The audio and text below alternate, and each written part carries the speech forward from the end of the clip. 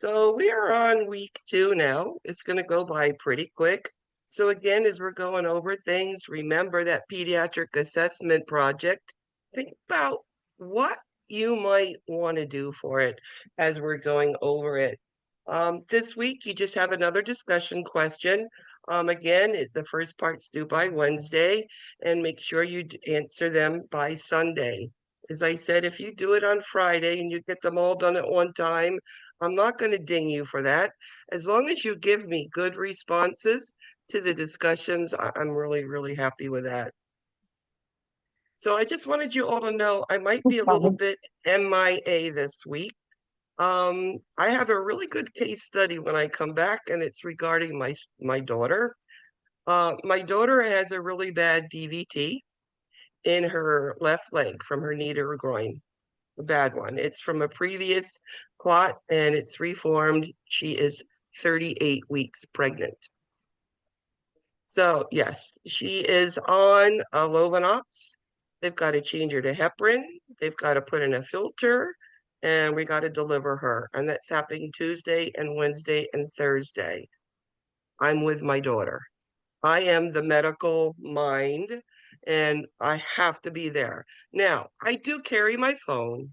I do carry my computer with me for downtimes. I need it. It just takes my mind off. It's that distraction that us adults do, right? I do it with my job and my work. So if your discussion questions are a little bit slow being answered, I apologize. Also, know Dr. Brown is always a backup for you. And another person you can go to is Professor Morris. Both of us are full-time. We work alike.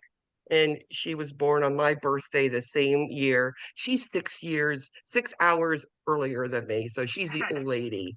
So we're very, very similar. All right. So if you need anything, you have lots and lots and lots of resources, okay? Next week is going to be quiz 2. And again, it's going to be same sort of things. I set the quizzes up, I go through and get those key concepts I know that you're going to be seeing going forward. Any questions about anything?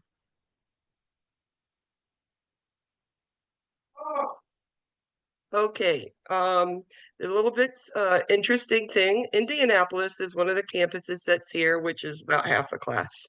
They have a quote meet and greet with the president and new people in about a half an hour. Sign out, go. When you're done, come back. All right. And that I'll go from that time because we know that the missed attendance is asked for by your campus president. Okay, so just, I know you have that to do. Go ahead. Remember, I am recording. Anything missed, you'll get. You probably will come back in when we start the Cahoots, or yeah, probably when we start the Cahoots. So have fun. Say hello to everybody for me too. Okay. So let's go ahead and let's start our day if there are no questions at all. Do we log into Zoom next week, though you're not going to be present? No, I'm going to be here. I will be here next week. No, I am teaching next week. It's the rest of Okay. this week. I'm going to be a little bit slower than I normally am. Doesn't mean Okay. I'm not going to be around. I'm going to be slower. Did you say we can't go over the quiz until next week? Yes, because there are other campuses who haven't taken it yet. So any questions, meet me if you want to. Who is asking the question? An indie person? Yeah. All right, we can meet afterwards if you want to meet quick, right after class. Okay. I could talk to you. All right, it's the only campus I can talk to. Okay. Hey, let's go ahead and let's go for this week. So this week I probably is my favorite age children, infant, toddlers, and preschoolers. This is up to the age of 6. This is where we watch children grow, learn, and absorb everything. How to look, see, feel, do. And they're little imitators, aren't they? So let's think about that first year of growth. Babies are born 7 pounds. What happens during that initial birth? Well, the first week, they're going to be gaining weight, 5 to 7 ounces per week. Because remember, they lose that 10% body weight after birth because they're floating around in fluid and it's all the extra fluid weight that they do lose. So then they finally start gaining weight. Now, we double the weight at 6 months and triple at 1 year. Now, why do we need to know those numbers? Well, what if they're not gaining weight? Or what if they are gaining too much weight?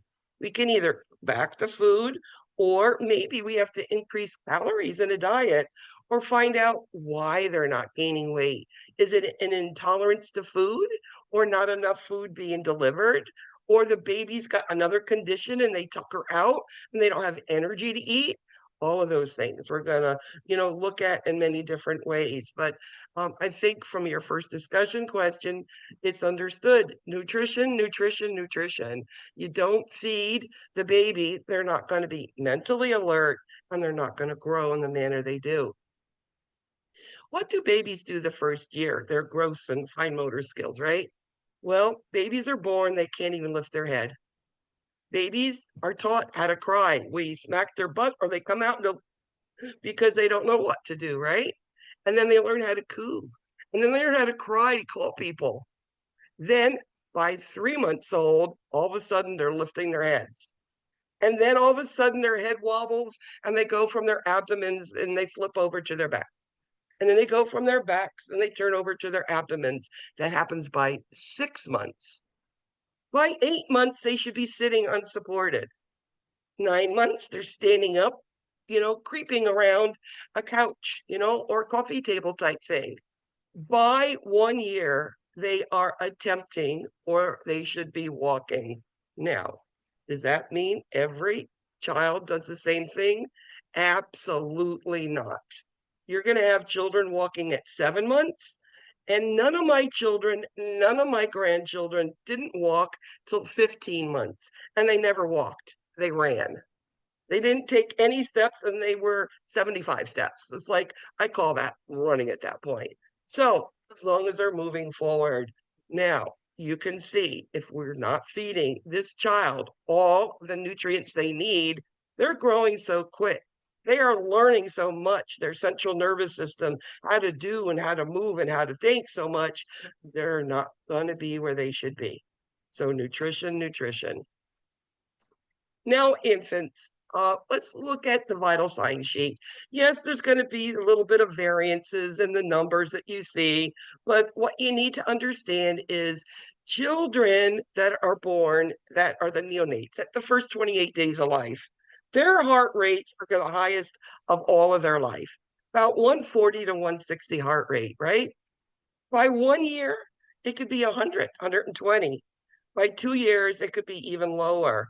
Knowing that the number comes down as the heart becomes more efficient, right? The lungs become more efficient, breathe easier, they get oxygen easier, the heart slows down. So now, by adults, our heart rate is 60 to 100.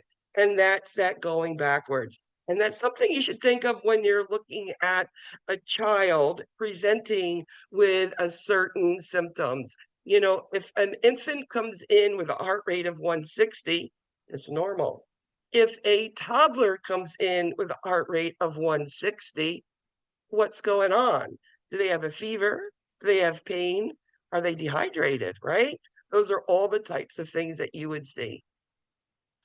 Now, as the baby's born, mommy gives all of her good stuff, her blood, her immune system, and all that. It takes a while for the infant's body to start producing its own blood and its own immune system. So mommy stuff is so, so important when they get it. Well, the blood lasts for about up to about 5, 6 months.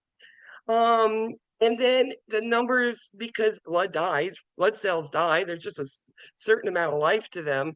The hemoglobin hematocrit go down and down and down because babies don't start producing their own cells till about 5 or 6 months. It is not uncommon to have an infant with hemoglobins of 10 and 30.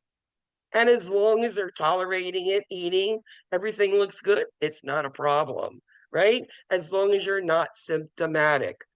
What is symptomatic of anemia? Being tired, not able to eat, not gaining weight, cognitively not there. So again, do you see how all of those things fit together? Now their heads at birth are bigger than their chest, right? That's part of OB that you were taught. Well, at birth, babies have a soft spot on the top of their head called an anterior fontanelle, and they got the one in the back called posterior fontanelle. They're those soft spots, right? We always tell everybody don't touch them. That's the brain there. Well, when do they close is a very important thing that we are going to monitor. The one on top should close between 12 and 18 months. This is the one that you're going to be able to see. I love having a child, infant has a fontanelle, because I can monitor fluid balance so easy with just looking at a fontanelle. Is it sunken? I'm dehydrated. Is it normal? I'm hydrated. Or is it, tenting upwards? Now I'm maybe hydrocephalus. Okay. That fontanelle can tell you a lot of stuff. The one in the back, it closes so quick, most people don't even know it's there. And that's about 6 to 8 months. So posterior closes 6 to 8 months, anterior by about a year and a half, about 18 months. Another things babies do is they're born and they don't really see colors and they don't see clearly. That's why they started these black and white mobiles, I remember, and not all the colors. They said the colors weren't necessary. It's actually the dark black and the white that they could see a lot better. Also, their eyes at birth, each one works separately. And it takes up to about 9 months for them to work together. Why is that important to know? Well, if the eyes don't work together, there's no depth perception. Because this eye wants to go here, this eye wants to go there, and it's somewhere in the middle. You understand that? That is that um, being able to see. Another thing, they're starting to hear more and more, and they know mommy. They know the people that's going to come get them. And they hear them, and you're going to hear them coo and cry for them. As I said, the immune system, it starts with mom. Mom gives them. We give that hepatitis B injection. That's the first one, hospital or the first visit. Now, the immune system is a slow evolving process. We know that infants that are breastfed are being given mom's immune system with every feed. Mom's system is responding to outward influences and maybe a cold, a viral in the air, and is producing antigens and antibodies, and through breast milk, the baby gets it. That's why they say breast milk is the best thing for an infant.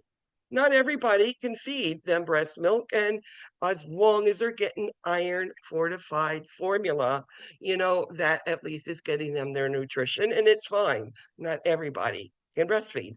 I couldn't. It was about a month later and I gave up. It just didn't work for me. So it's okay. Now, the antibodies that mom gives sort of wear off after a while.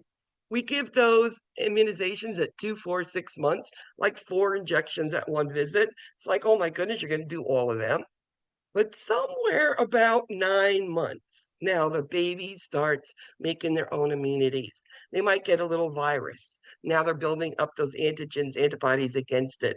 And every time they get a disease, the body's building up stronger and stronger defense. So is it good for a baby to be sick?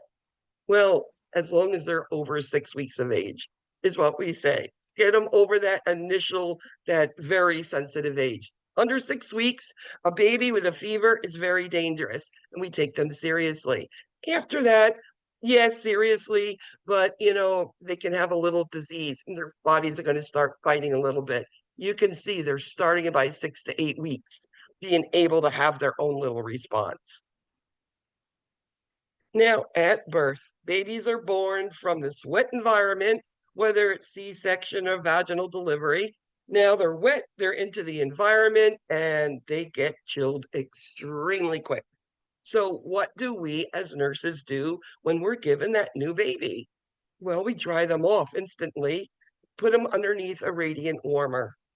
and we'll connect them so that we can keep them warm. They have all this extra fluid, extracellular stuff in there that they need to get rid of. If you've ever had a baby or known someone who had a baby, at birth, babies look swollen. Send them to the nursery. They give them a little bath, wrap them up, send them back. They don't look like the same baby. It's like all of the swelling tends to go away. It's quite amazing. I'm looking forward to that with my daughter this time, because I still remember telling my daughter when my first grandson was born, because I was in that delivery, that he looked like a toad. He looked like a frog. He just was big and he was fluffy and puffy eyes. He comes back from the nursery and he was the cutest thing I've ever seen. And that's just part of that infant. Okay. So knowing that that's part of the thermal regulation. Now, as babies get older, they can be able to take their own body heat, and they can regulate their own temperature. But at birth, it's very important. Dry them off, get them somewhere underneath a warmer. Now, there's two types of development that, if you've read ahead, there's fine motor. Fine is F fingers with the hands. What do I do with my hands? And then there's gross motor, G, as Paw Patrol says, get up and go, go, go. That's gross motor. That's movement, lifting a head, rolling over, crawling, creeping, walking, okay? So fine motors, hands. What's the first thing a baby does? Well, it's called a reflex palmar grasp. Mommy takes the hand, her finger, put it next to the baby, and the baby grasps it. And the mommy goes, oh, my baby loves me. They hugged my finger. Well, don't tell them it was a reflex. Just let them know, oh, yes, your baby does love you. Eventually, when that baby realizes they grasp something, they like it, then it becomes voluntary. So that's when they grasp the rattle. All right. And that is somewhere like 3, 4 months, 5 months. Now, by 7 months, they've grasped it voluntarily. They can transfer it back and forth. And the other thing they start doing around 7, 9 months is what we called a pincer grasp. Think about a baby in a high chair with a bunch of those Puffs or Cheerios. And initially, they'll take their whole hand and sort of smush it, right? And eventually, they'll go to their thumb and forefinger and one at a time, right? As they get older. Crude pincer grasp up to fine pincer grasp, okay? So then, first year, what do? Well, by about 11 months, they should be able to have a container and take things out of it. And by about 1 year of age, they should take blocks and make a block, a stack of 2. Doesn't mean they don't do a stack of 3 or 4, but a minimum, they're going to do a stack of 2. Okay. So again, you can test yourself. All right, here we are. G for get up and go, go, go. Gross motor. First thing that they can control is their head. This should be done by 3 months old. What if they're not controlling their head and you're picking them up and they're still like that top right picture, the head falling back? That's called a head lag. What if they're 7 months old and you're pulling them up? Their head is lagging back and they have no neck control. That requires investigation. That's why all of these developmental steps, as long as we're going forward and almost there, we're okay. Okay. It's when 3 months, it's usually the last that they'll lift their head. If there's by 7 months aren't, that's a problem. And the sooner we get intervention, early intervention, we can catch the child up. They might need physical or occupational therapy, but we can institute it to catch them up. Also find out, why can't they lift their head? Is it because their head's big? Do they have hydrocephalus? Are they neurologically have a deficit, cognitively delayed? What? Right? All of those things could be, and it should be investigated. They say by 5 months, they can go from their belly or their abdomen and turn over to their back. And then they're completely turning over by 6 months back to abdomen. Why do you need to know that? Well, this is when they can roll off of beds couches, tables, anywhere. They're going to roll over and fall on the floor. So now you got to be very careful with safety and teaching parents that they can't be left on a changing table alone without being strapped in because they will roll off. And I can't even tell you how many infants I've seen come into the ER where they've fallen off a bed, a couch, a changing table, and parents were scared and nervous about it. So it does happen. So this is a teaching I would give to parents. Be careful, he's going to start rolling off of everything. Make sure he's strapped in wherever he's at. Another thing an infant should do is by about 8 months, they should sit what we call unsupported. That means no pillows and stuff around them, just sitting there. Now, does it mean every child is sitting by 8 months? Well, maybe one takes 9 months, and maybe one is at 7 months. It's okay, as long as it's moving forward. They're lifting head. They're rolling from their back to their abdomen and abdomen to the back, but they're not quite sitting yet. That's okay. And then the other thing about 10 months, they go from their back to sitting, which is quite a big deal. And that's about 10 months. So moving and motion, cephalocaudal, from the head to the feet. That's what that means. So we start lifting the head, we end up with the feet walking. All right.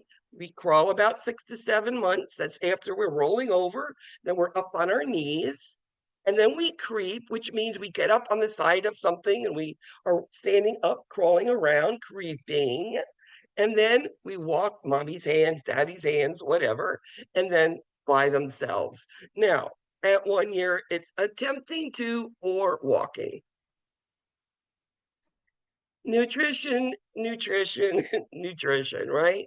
So infants, what do they eat?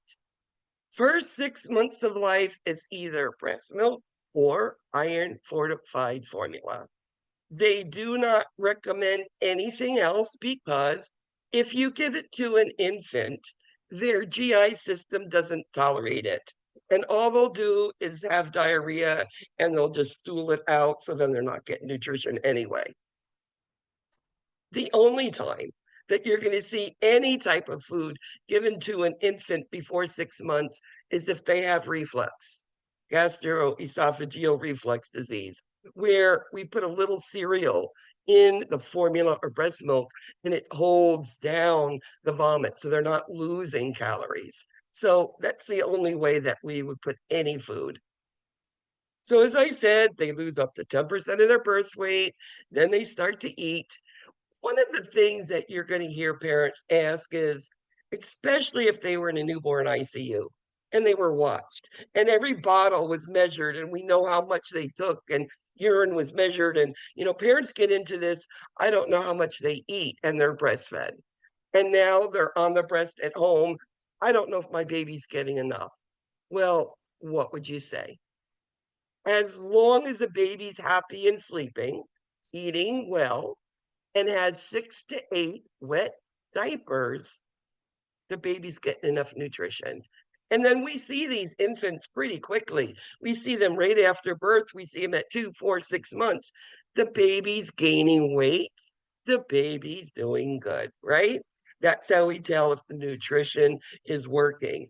One of the reasons why we do height and weight all age children is to look at nutrition. And then as we get older, it could be more of an endocrine type of problem that they're not tall enough, right? So we could identify it through their height or weight. But initially, it's looking at, are they growing the way they should? Another thing, breastfed babies need to get their vitamin D. Just part of the things that they don't get just normally. As I said, the stools, they're very immature at birth. And you're going to have these stools, and you're going to see pieces of food in there. You're going to even see seedy looking stuff with breast milk, and it's normal. Now, by 6 months old, they're starting to eat a lot of, breast milk, and they're starting to drink a lot of formula. So now it's time to introduce food. What they say the first one to introduce is rice cereal. Rice cereal is the least allergenic of all the everythings. So that's why they say that. And what we do is one food at a time, and wait 4 to 7 days in between the introduction of a new food. And why do we do that? We don't know if this child is allergic to anything. Sometimes they have they eat a banana and they get allergic, or they have bad diarrhea, abdominal cramping, vomiting, rashing, and sometimes even anaphylaxis on some of these. So one food at a time, 4 to 7 days in between, starting with rice cereal and adding fruits at a time or vegetables. Every doctor likes it different. Now, food sensitivities can occur. So we're just talking about starting foods. What might you see? Well, you might see these allergies and these eczema and, all of these sort of allergic type of dermatitis type stuff on these children. And it could be due to the food.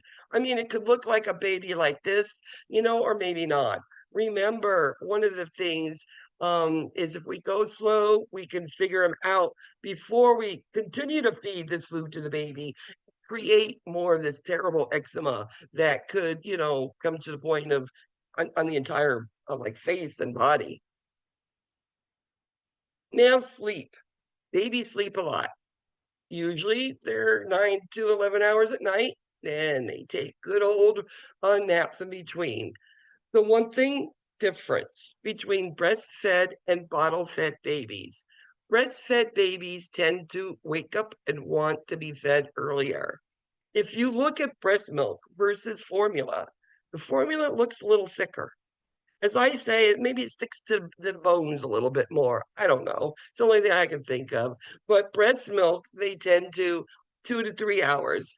Formula, 3 to 4 hours, depending on, the baby.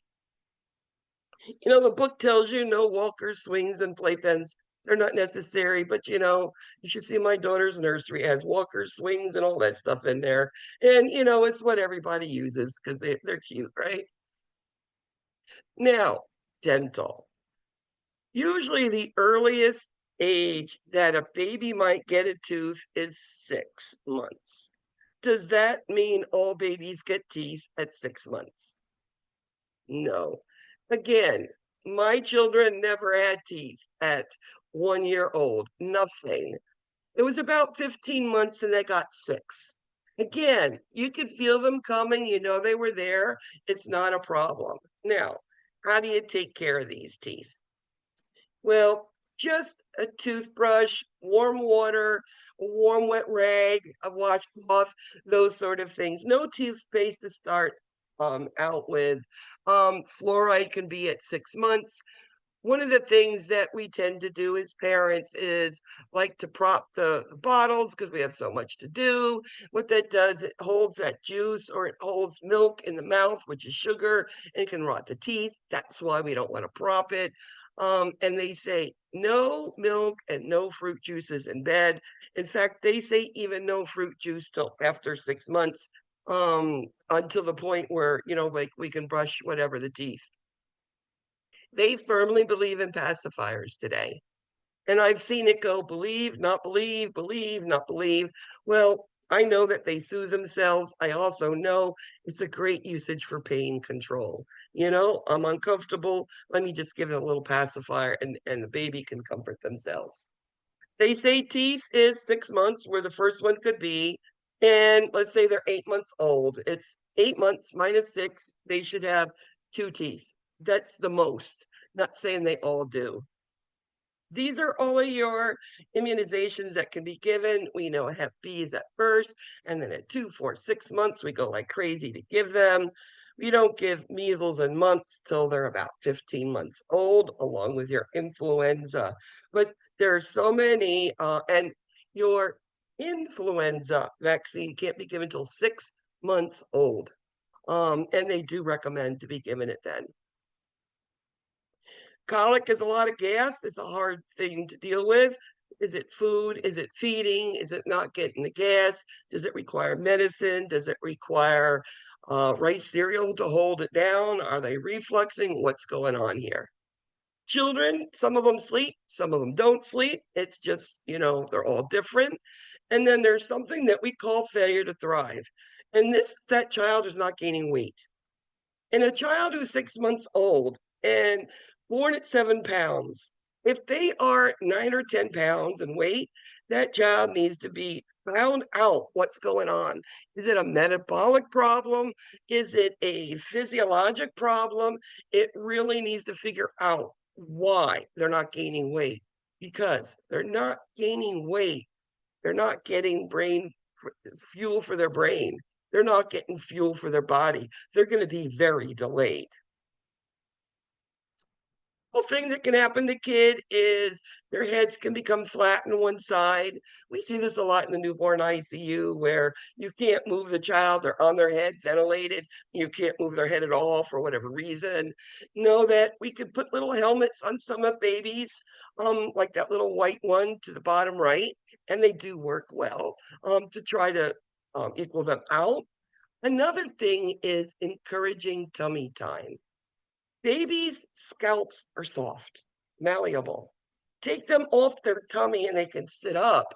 And then that head is going to round out when they're on their tummy. Now the head has a chance, to round out. Because we know today they recommend all babies be placed on their backs, supine, for sleep. That's the only position they recommend.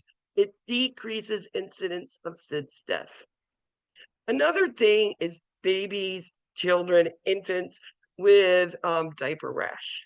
I think this is the biggest thing that keeps parents awake at night, because they have these bad diaper rashes. They urinate or stool at night, and the kid wakes up screaming because it burns and it hurts. So, what is that diaper rash from? Is it food? Is it a new brand of diaper, soap, lotion, creams? It could be any of those sort of things. So again, trying to decrease the incidence. My children did not like Pampers. They were allergic to it. And my grandson was allergic to Huggies. So again, it could be as simple as changing a diaper.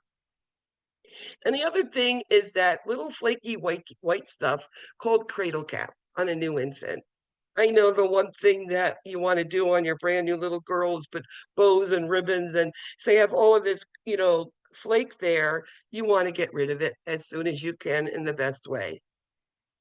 Take it, wash it normally, put some whether moisturizing cream, oil, even say olive oil, and a very fine tooth comb, gently brush it. And it's not going to come off in one day, but over time with the moisture and brushing it with a fine tooth comb, it'll be better. I mentioned SIDS. SIDS is when a baby under 1 year old dies for no reason. There's no reason. They were in bed, woke up, and the baby dies. What are some of the risk factors? Well, sometimes it is the males more than females are more at risk for SIDS death.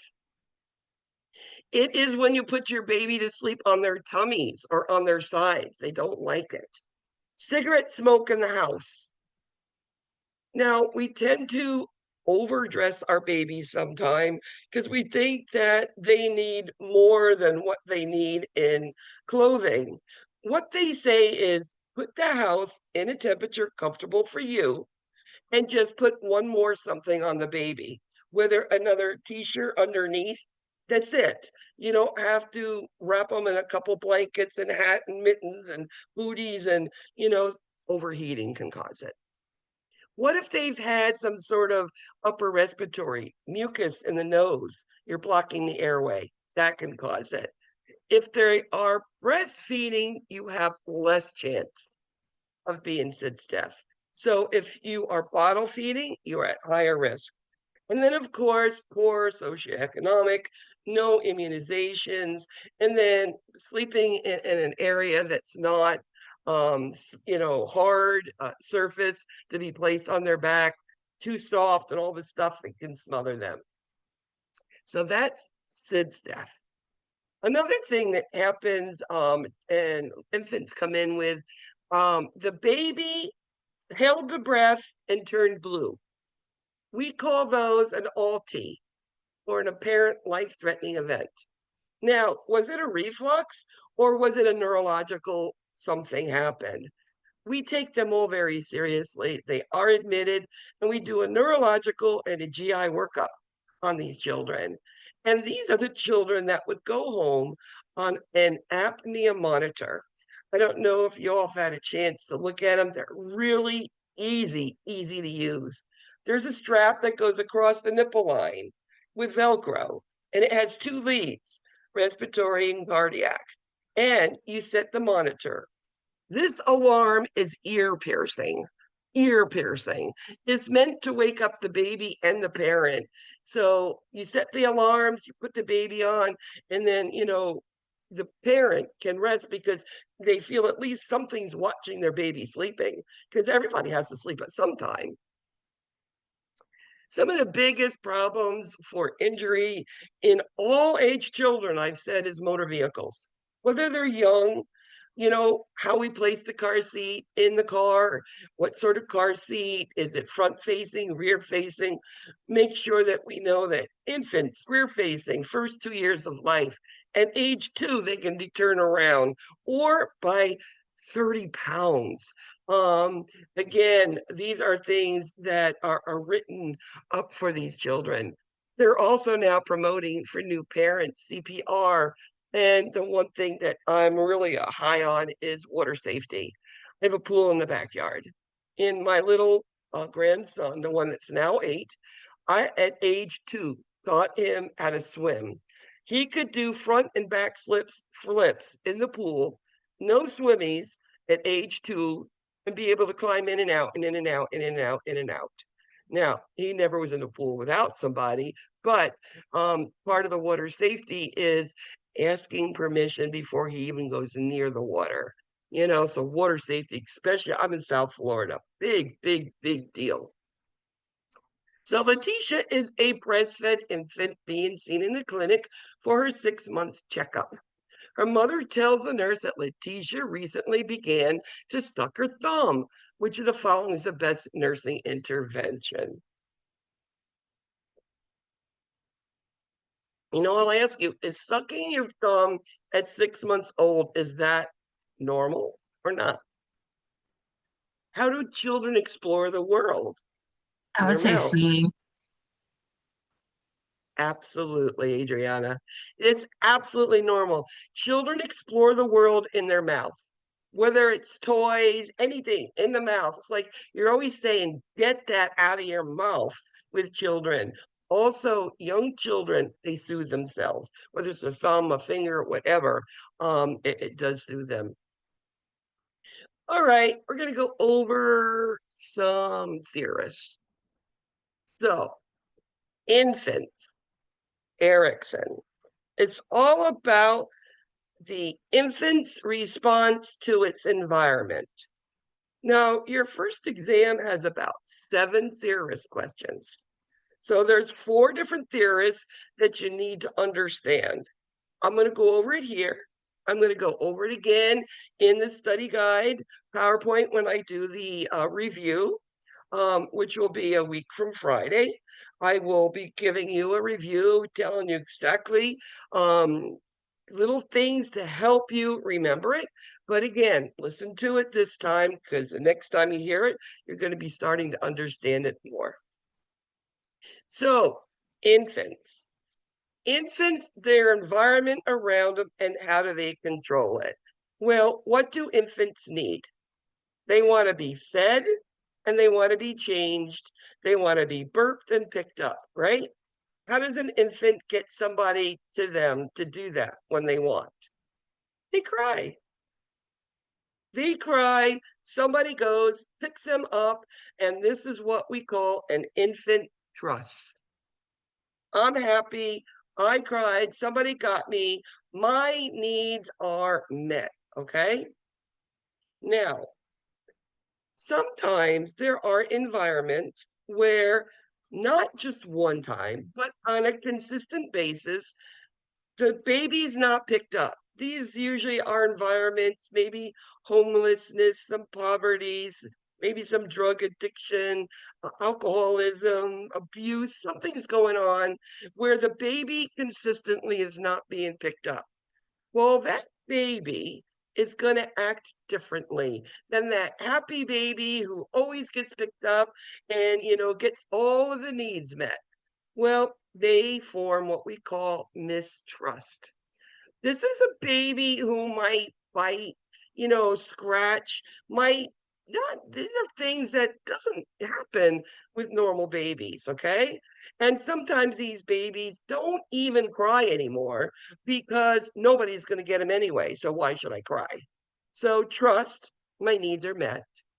Mistrust, nobody picked me up when I needed you. Now, cognitive, children, infants. Remember, this is thinking. Think about a baby when they're born. Somehow they learned how to cry and take a deep breath. Then we gave them the breast, the bottle, and they learned how to suck, swallow, and breathe. And then all of a sudden, you gave them a pacifier. And they, oh, I like that, right? And then all of a sudden, their thumb finds their way in their mouth.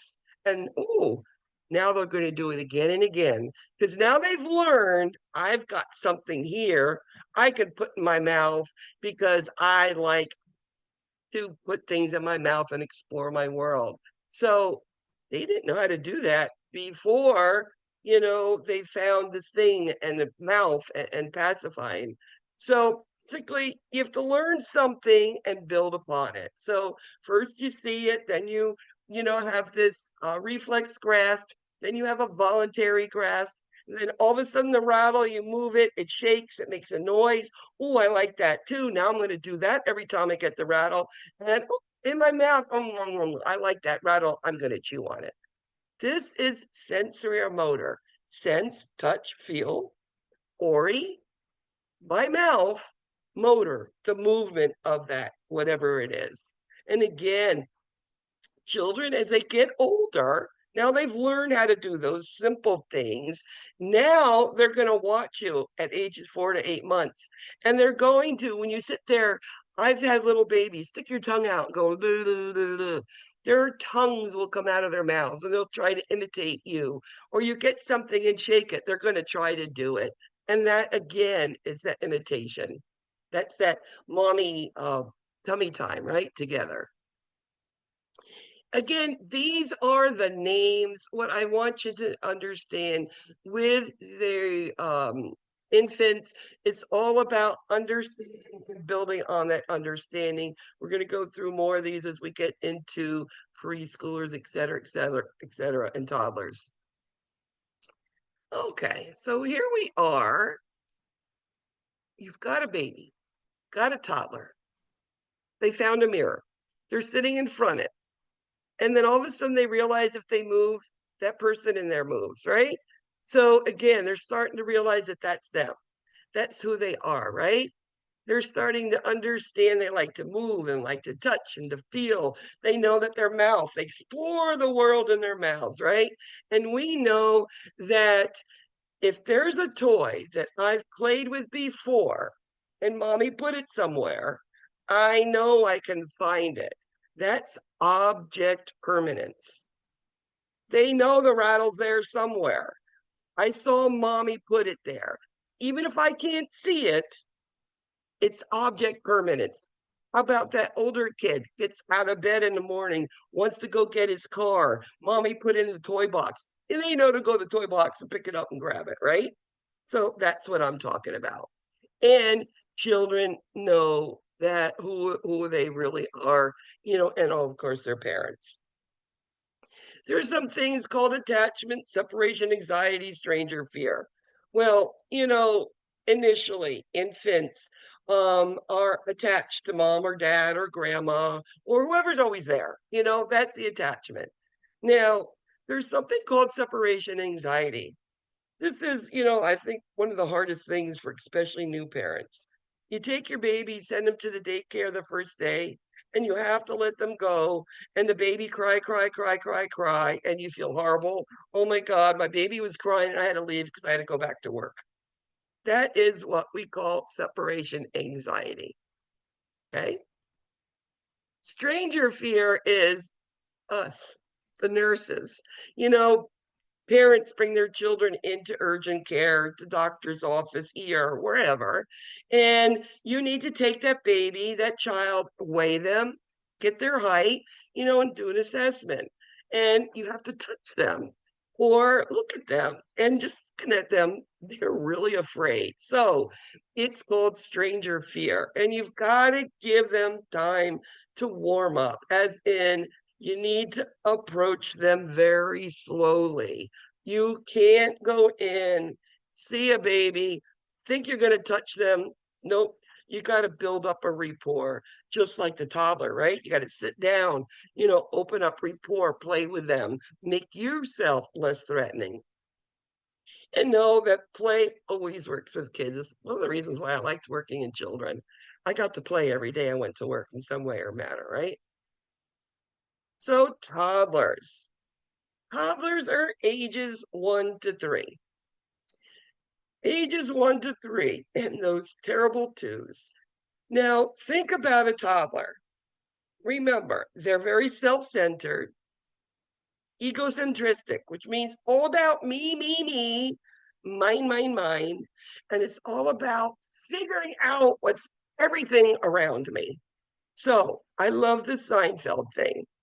Having a 2-year-old is like having a blender without a lid on. You turn it on and they're everywhere. A toddler is into everything, everywhere. And they're just trying to learn it. Everything in their mouth, touching everything, under, around, over, in things. And it is that intense period of environmental exploration. You know that these are children that don't share. They play next to each other, but they don't share their toys. Their weight gain slows down. So the first year of life, they triple their birth weight. By about 2.5 years old, it's going to be quadrupled. It's a year and a half later. Can you see how much they grew in that first year, right? Which is triple their birth weight. So they're only 2.5, their birth weight. They've quadrupled by age 2.5. They're growing. Their legs are getting longer.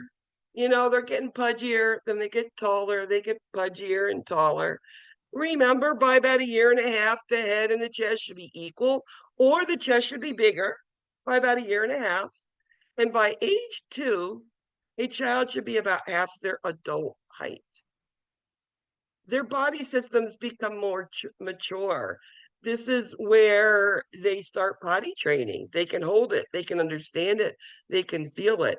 Their body temperature, I mean, yeah, they're old enough now. You don't have to dress them up, and 100 blankets and sweaters, etc. They maintain their own body weight. The thing is, toddlers, ages 1 to 3, everything in their mouth and exploring. They're introducing infections in themselves all the time. I've said this and I'll say it again and again. Toddlers, you put them in a room all together in daycare, school, preschool, whatever. What do children do all day long? They play. And when they're playing, what are they doing? They're putting from toy to toy to toy, child to child to child, swapping spit from this toy to this toy, from this toy to this toy, and they're swapping germs all day long. What are they doing? They're getting sick all the time, but they're building their immune systems. And the other thing that they're maturing is now they're going to be potty training. Their fine motor skills, fingers, right? They're able to use both hands now. They're able to throw a ball overhand. Okay, their visual is much better. Depth perception has gotten really good now. They're starting to be able to hear and see and taste and touch and all these sort of things. Now, infants, have you ever tasted cereal, formula, or any of that, what it tastes like? It doesn't really taste good. Okay, infants don't have that taste buds. Now, toddlers start developing taste buds and things they like. Have you ever seen a toddler? What do they like? Macaroni and cheese, chicken nuggets, and apple juice, right? I think those are the 3 big things. It's what they do like some kids and they really aren't resistant in trying new things because of what and way they look, okay? But again, it is important that you attempt and you try, et cetera, et cetera. But call actually the area of toddlers, they don't eat much. They're not gaining a lot of weight. They're not growing that much. They don't need to eat as much, right? They go through what we call a physiologic anorexia, as in, I think they should be eating more than what they are, but they're not, and I'm scared they're not eating. Would be a parent saying that. As long as they're gaining weight, as long as they're alert oriented, doing normal growth and development things, their brain is getting fuel, they're getting enough nutrition. Now, Erickson, toddlers. Didn't I tell you this is all about me, mine, mine, mine? This is all about that exploration, right? So, Erickson, developing a sense of autonomy, automatically mine, autonomy, automatically me, mine, mine. All mine, not yours. I'm not sharing. That is a toddler, okay? Automatically mine. Now, the other part, so we had trust and mistrust, right? So autonomy, automatically me, mine stuff against shame and doubt. What is that shame and doubt? Well, what do parents do to toddlers when they're trying to jump off the back of couches or trying to get into things that can hurt them, or they're learning how to ride a bike for the first time, or this and that? They're behind them trying to catch them so they don't hurt, right? That helicopter mom. Well, we can't do that. That is the shame and the doubt. You need to let a child try to do stuff, because if not, they're like, well, I guess I can't do that. So no, I can't do that. And you put that in their mind, they can't do something for whatever reason. They don't understand the safety part of it yet. So toddlers, all about me, mine.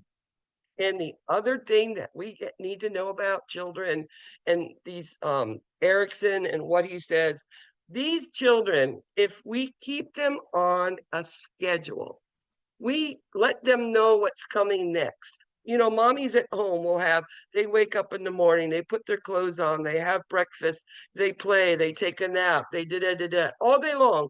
Certain foods, certain rituals, certain blankets, maybe certain toys, pillows, binky, bottle, a sippy cup, whatever. That ritualization, having those things, and mommy at the bedside, if at all possible, this is what provides comfort for a toddler. Think of all the age children. These are the hardest group to work with, because they need mom and they need routine and they need a lot of attention. So again, Erickson. Now, Piaget. Okay, we're thinking now. We've had the rattle up in the air, in the mouth, all these good things. Well, now we're going to take, as we get older, we're going to take a broom, and now we're going to ride it like a horsey. We're going to put our arms out, and we're going to be airplanes. So now we are becoming something. We're being creative, right?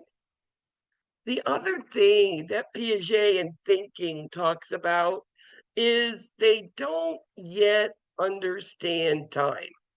Now, don't tell a child you're going to pick them up at 4 o'clock.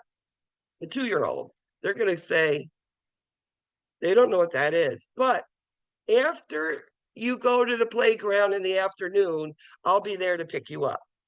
After lunch, I will get you. When the sun comes up tomorrow morning, we're going to go for a ride in the car to Disney World. Events are with time, not the number on a clock, okay? And that's basically Erickson. I'm negative, me, mine. Piaget, the mind, exploring, expanding, becoming aware, and playing, okay? That's that tertiary circular reactions. That means the hands up and the airplane, and that's, the broom, and you're now horses and all of these things. So Erickson, Their self is being taken care of. It's all me. Don't take it away from me. And then Piaget is all about, all that experimenting and broadening the mind. And that's a little bit more for you. I like this one about Piaget tertiary circular reactions. You have a toddler sitting in a high chair, and then accidentally they knocked off their sippy cup. Mommy comes running over and picks it up, and puts it back on the high chair for them. What did you just tell that infant? If I knock off that sippy cup again, guess what? Mommy's going to come get me. So that's what they think. So part of toddlers, they are going to be putting their hands in their pants or in their diapers, and it's normal. Okay. One of the things that should be said is to take your hands out. That's not right. Or, go in the bathroom. You have to go to the bathroom. It's don't make it a bad experience, but stop it from occurring, when it's inappropriate. We know that sometimes they know boys and girls at this point. And you know what makes them understand that gender identity more? It's because now you're potty training. You have a mommy and a daddy. Daddy stands, mommy sits down. Boy or girl is going to make a difference. And now we know, men have penises and women have vaginas, or whatever the name is, although they say you should use proper words. We know socially they're able to go away from mom and dad a little bit better.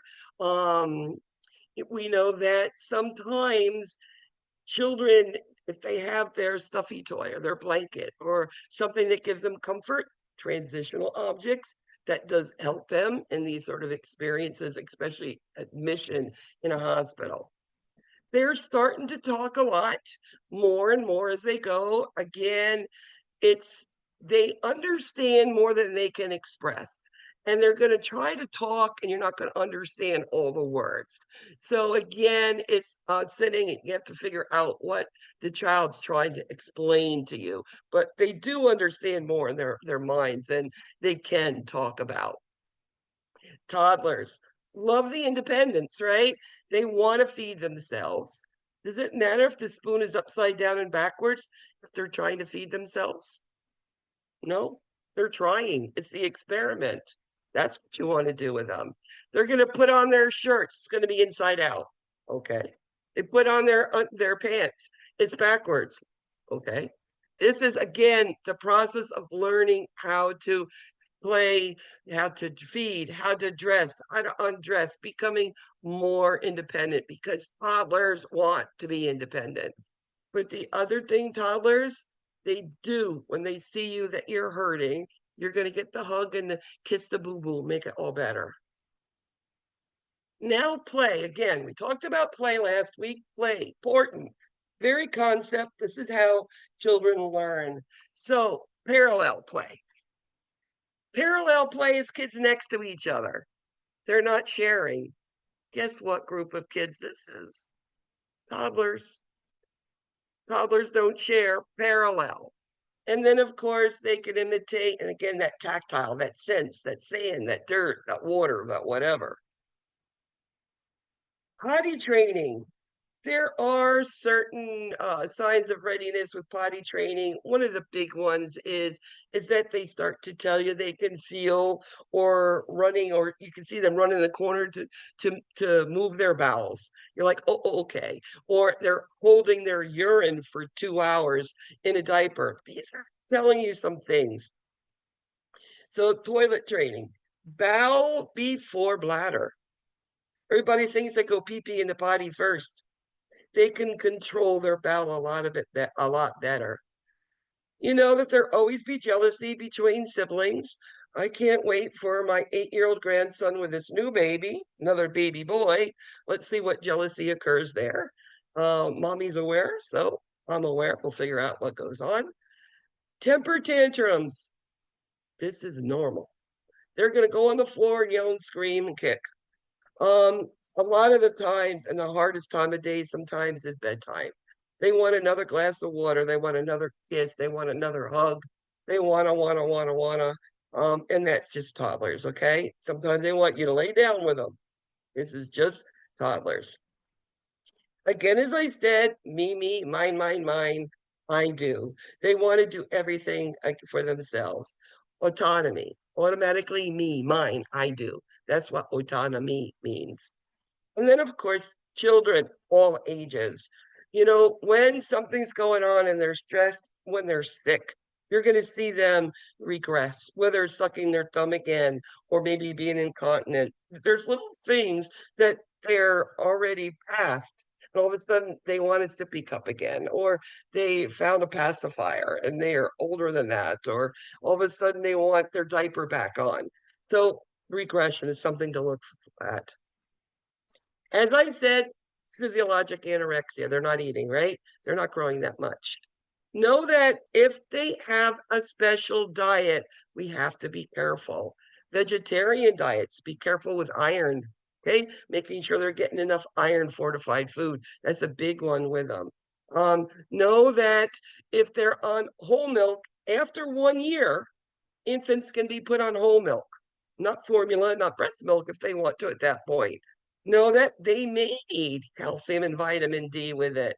Know that things with nutrition, if the child has a wound or had surgery or something, know that protein is a good wound healer. Adults, children, don't matter. Protein is something that you need for good healing. Realize that some parents do use complementary or alternative medicines, just to know that what it is, what are those extra vitamins, etc. Just like adults, they can work against what the medical care is. So as long as we know it, they can work all together. Teeth, big thing, children, keeping them there and making sure that we keep them until they're adults, right? Regular exams, flossing their teeth is after 6 years old.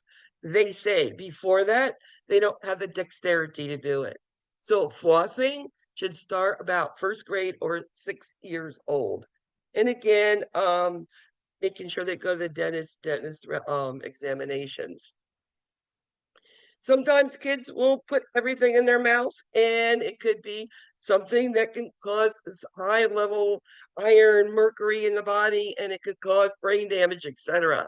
Sometimes we have to go to this machine, it's like an apheresis machine. It can pull out these sort of lead or things in children. Again, it's the prevention of putting things in the mouth versus getting to the point where we have to go to the point of chelation medications or apheresis therapy, etc., etc.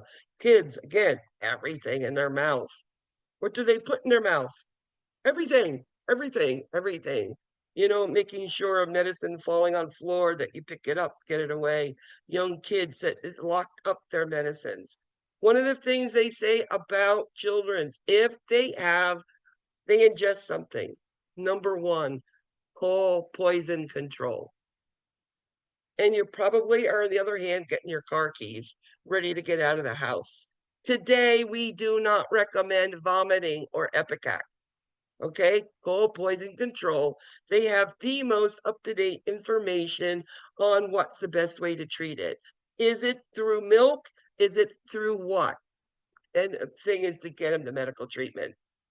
Safety will always be part of exam safety and injury prevention. Again, the first thing of any sort of safety in children is motor vehicles, because it's either them in it, being run over by it, or now they're driving it. And I've seen all of those things occur. Remember, drowning, water safety, big thing that we should be doing. Falls at 6 months. Did you teach them? They're turning over now. Plastic bags, making sure those things, suffocation. And then, of course, what's there that can cause handles off of stoves, etc. Bodily harm can also be caused by that. So, believe it or not, I want you to know, I remember that car seat, that top left one. I remember my brother sitting in that little metal box. Now, did it really do anything? No, it just lifted him up so he could see out the front seat, out of the front window. I remember sitting in the front seat with my mother, and my younger brother, and we're the two young ones in the family. It's five brothers in the back seat. So yes, we've changed a lot. So again, should be in the back seat, infants up to 2 years old. Make sure those shoulder straps fit snugly and the center of the back seat. Most of you like to put it in the passenger side so you can see them easily when you turn. They say the center now. So this is more of refinement of their things. Remember, they're going to be throwing better. They're going to be using both hands and throwing their balls. And, this is toddlers. They're getting more and more active and being able to do more and more for themselves. Now, preschoolers. Ages 3 to 5. This starts where they're starting to get ready to go into preschool, to get away from the family, to be given to somebody else to teach them, and to follow rules and regulations, and to sit on their butt, right? All that attention. Kids can't do that. So this is again, what do we teach parents about schooling? Well, number one, parents, it's always encouraged, read to the child daily. It does work. I mean, I've got this brilliant 8-year-old child that loves to read. He's reading books with 500 pages at this point.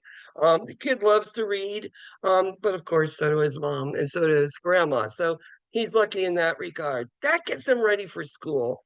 The other thing is that positive attitude.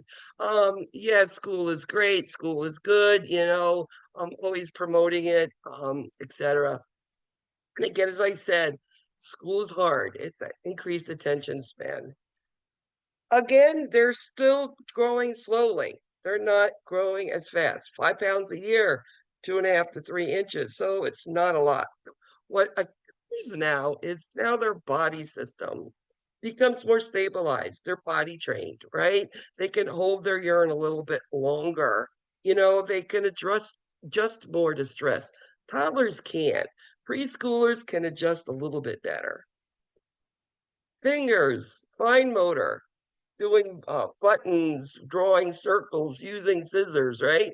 Gross motor, we're walking, jumping, climbing, running, riding bikes, and all of this good stuff. Now, Erickson. Erickson is all about thinking about how to do things, right? It again is trying to do something, and they're afraid that they're not doing it correctly. And what do preschoolers know? And it's a little bit of Kohlberg in here. It's preschoolers learn from reward and punishment, which is right and wrong. And that's how they understand, oh, that was good. They told me I did a good job. Or, oh, I was punished because that was bad. That's how they're learning now. Cognitively, they're getting ready for school, like I said, through the reading, through being with other children. Hopefully we get them in activities where they're with other kids, whether they're in, sports, they're in gymnastics, they're in ballet, whatever it is, putting them some sort of group so that they're getting used to getting along with other kids so that they realize they have to wait turns, right? Again, cognitive, Piaget. So they can talk more because they've heard more, they've seen more. They are now can listen to you and understand why somebody needs to do something. Like, we can't go to the park right now because the baby needs some milk. We got to go to the store. And when we're done, we'll go to the park. Now they're understanding a little bit. Okay. It could be that simple. And that's about all they can understand like that. Again, they still don't understand time, but they are in that magical. They ever see a preschooler sit, especially if they're by themselves or even with groups of them? They get together, they're talking, and they're magically thinking and trucks are flying and dolls are jumping and being superheroes, and this is magical, all magical stuff. Now, as I said, Kohlberg. Kohlberg is not infants, it's not toddlers, because they don't understand right and wrong. Preschoolers are starting to understand right and wrong. And as I said, right and wrong, or their morality, is reward and punishment. That a right has a reward, and the wrong has its reward too, whether it's a good or bad one, right? So the consequence, a good or bad consequence. Body image. This is the age of band-aids.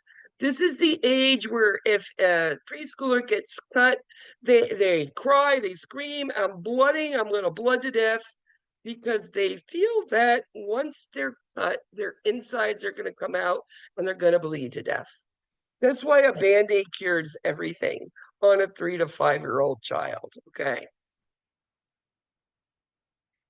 These children, these are afraid of needles. These are afraid of touching things. These are children that preschoolers that, again, they understand you need to explain what you're going to do, because they're afraid what you're going to do is going to kill them. They're going to bleed to death. You're going to squeeze them to death with that blood pressure cuff. You really need to get them ready. Spirituality. Now, spirituality is whatever the family is. Is spirituality Santa Claus? Or is spirituality, the birth of Jesus? Or is it another religion? I mean, what is it? It's whatever the child is, right? Again, the one thing about spiritual development, it's realizing there's a power, whatever the name is more powerful than them. And if they do things wrong, there's going to be a punishment, whatever the name of that God is, right? And children that are preschoolers, they understand that really well. So if they're punished, it's like, oh, God punished me because I was being bad today. That's your name for whatever the higher power is. Preschoolers are understanding, again, the boys and the girls, and the moms dress this way and dad dresses this way, and all the differences that are in there. Know that girls like daddies and boys like mommies, and it's just part of this area here. Again, stranger danger, and the fear of separation, they're not there anymore, because they understand mommy is coming back. Or they can ask, hey, when you coming back? And again, after lunch, I'm coming to pick you up. Again, children at this age still need mommy watching over them, keeping them safe, right? And the one thing that we have in a hospital, let's say if a child's going through all of these really difficult things, this child can do play therapy and show me what's going on. Are they afraid of the needle? Are they afraid of the blood pressure cuff? Or is it a nurse? Is it a machine? Is it a room? And through play therapy, we can help decrease the stress. Because if child's going through a lot of therapy, they're going to have to come back again, right? So let's make it as best we can. The language becomes more and more and more and more and more. And I think the one thing that this sophisticated thing, and I still remember, is they have their own sort of language. Everything on my grandson was all about teleportation. That was his big word at this age. The teleportation, and I was teleported, and the dog teleported, and it's just what they do and how they are, and it's just part of that exploration in their brains. Now, as I said, toddlers need that ritual, right? Preschoolers, not as much. Preschoolers can take of themselves, pretty much.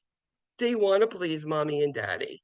They want to put the plates in the sink. They want to put that in the garbage, or my grandson used to love bringing me the dirty clothes and helping me put things in the washer and dryer and folding. And this is what they love to do, right?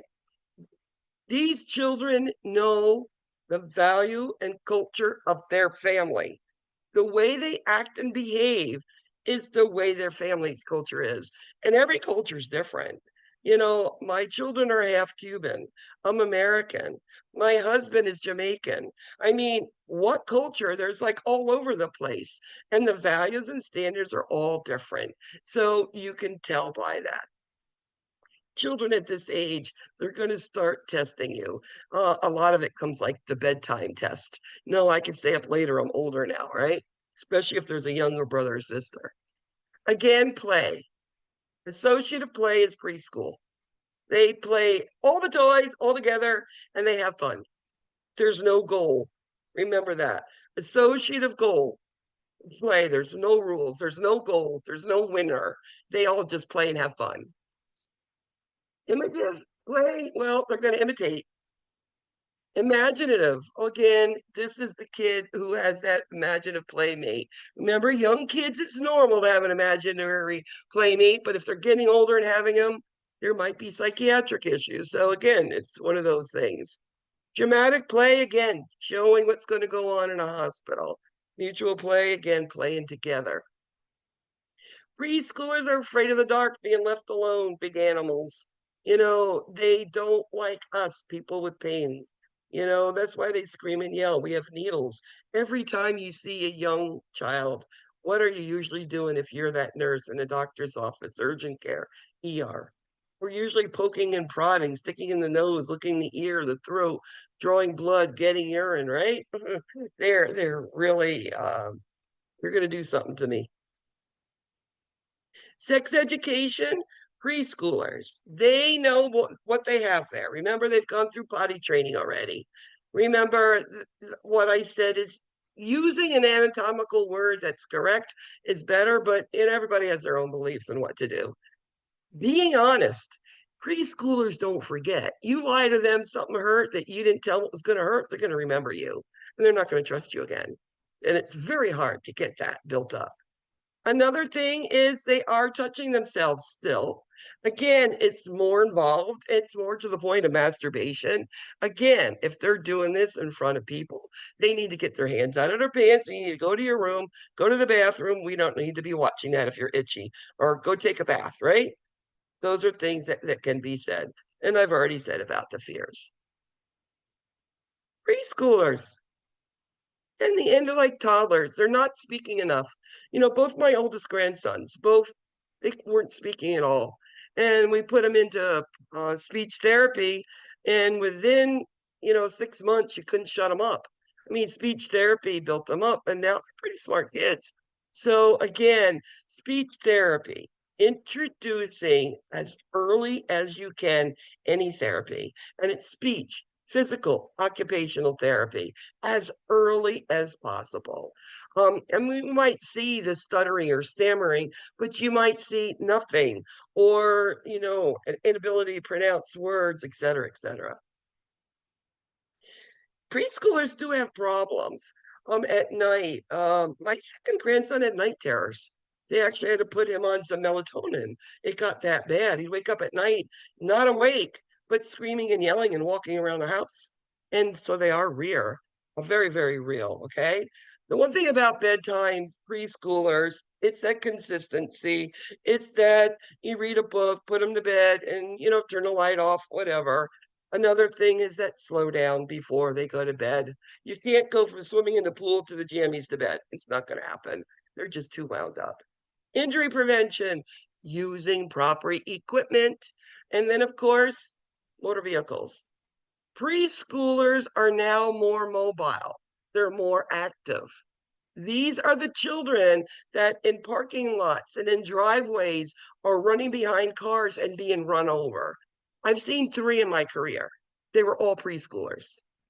One didn't do good, one did okay, and one, had a little bit of surgery, et cetera, et cetera.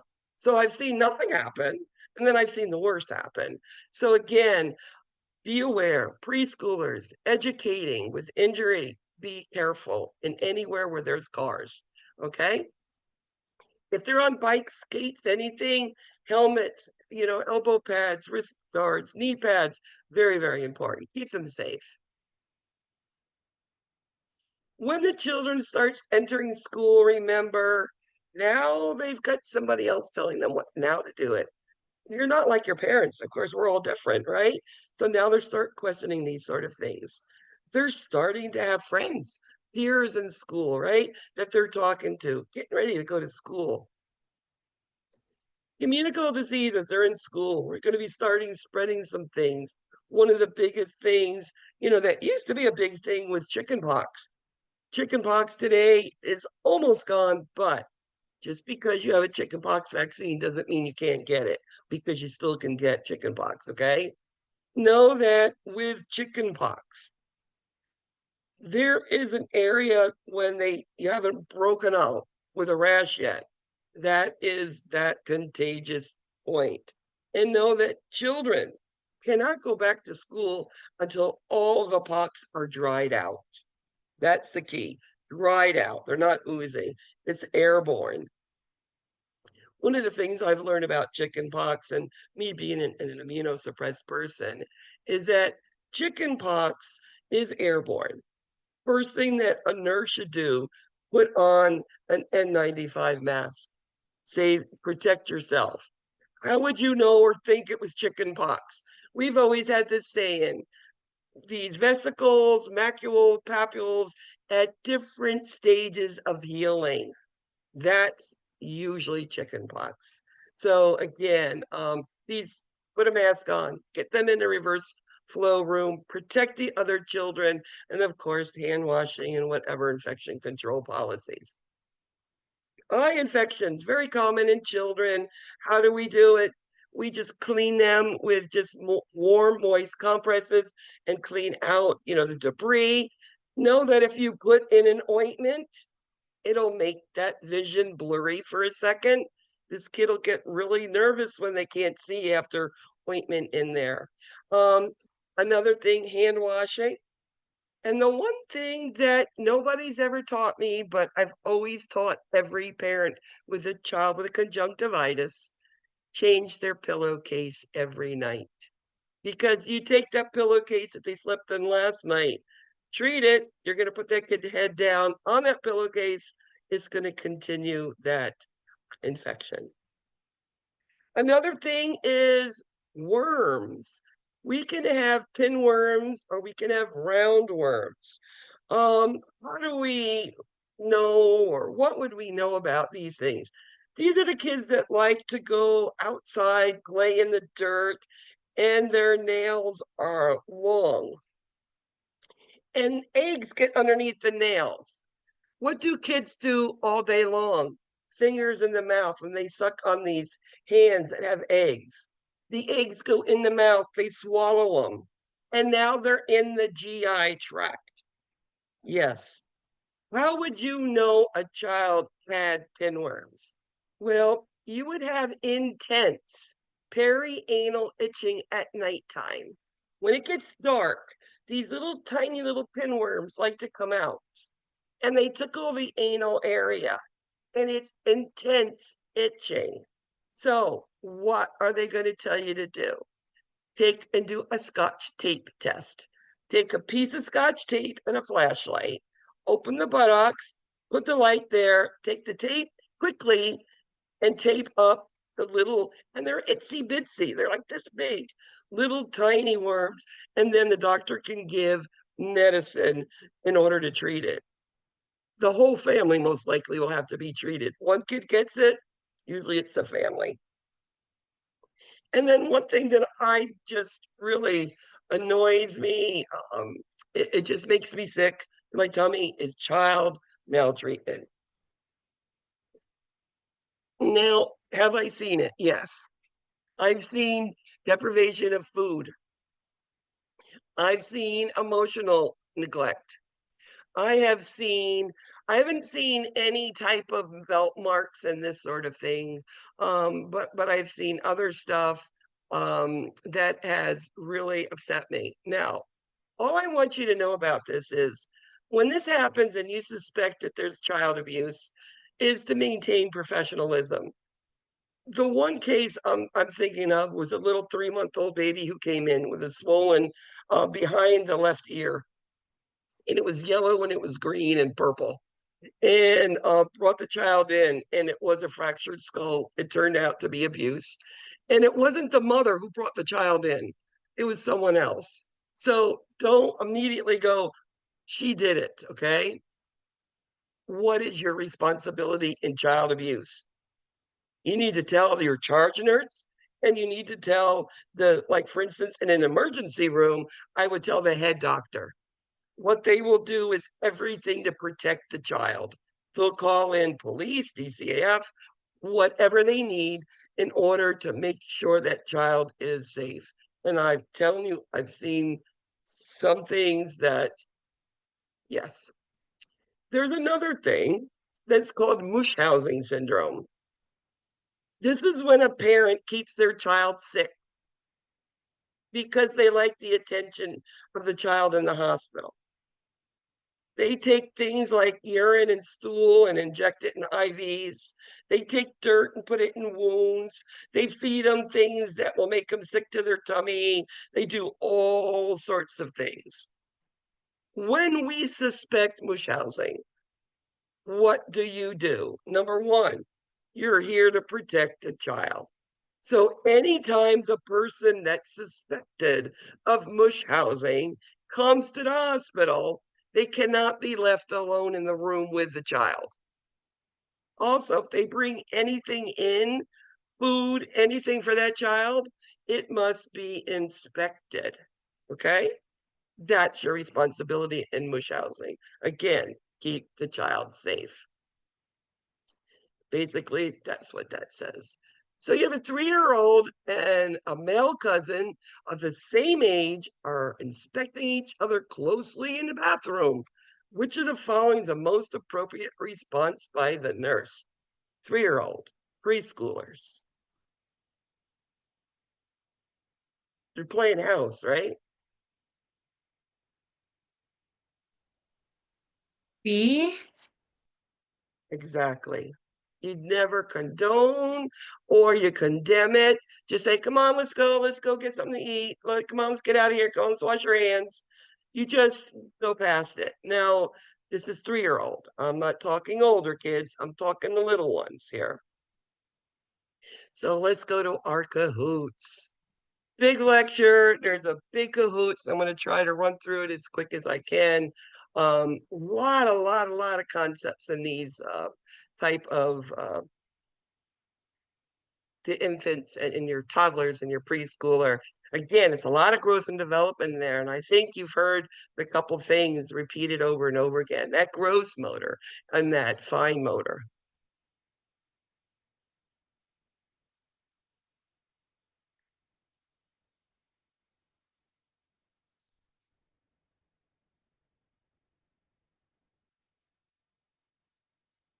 Anybody have any questions, anything?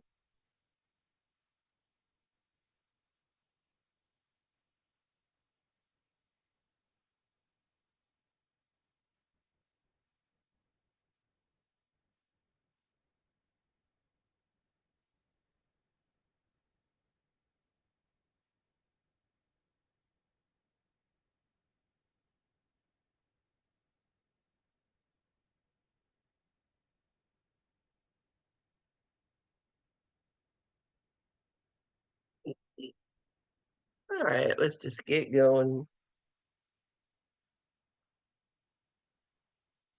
So week 2, infants, toddlers, and preschool. A lot of different things here.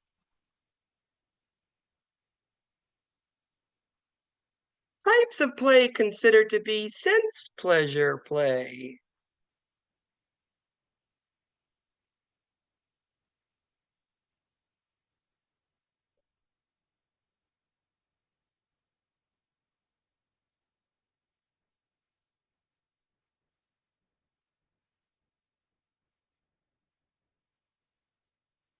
So sense pleasure is anything with you touch and you feel. So sand, finger paint, and what about those mashed potatoes, right? That's a really good thing. Playing checkers doesn't really give you a sense of any type. The nurse notices white patches in the mouth of an infant that cannot be removed with a tongue blade. What would you do with that?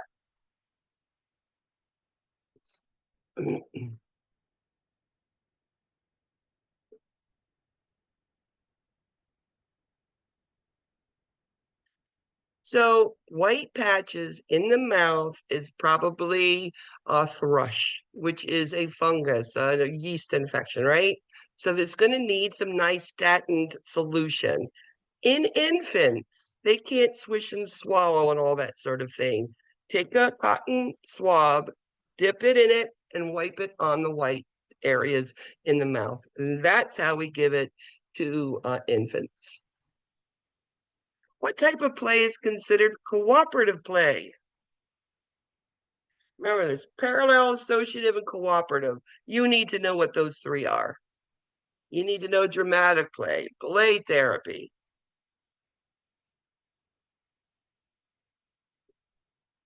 Cooperative play. Two or more children playing together with a goal. This one here, playing checkers, there's a goal. Sharing, that's more associative play. According to Kohlberg, pre-conventional level of moral development, a preschooler who has moral reasoning, preschooler and morals, what do they know?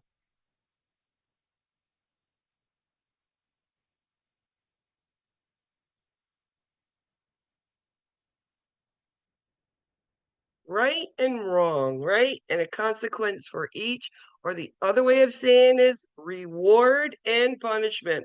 I was good, got a reward. I was bad, I was punished.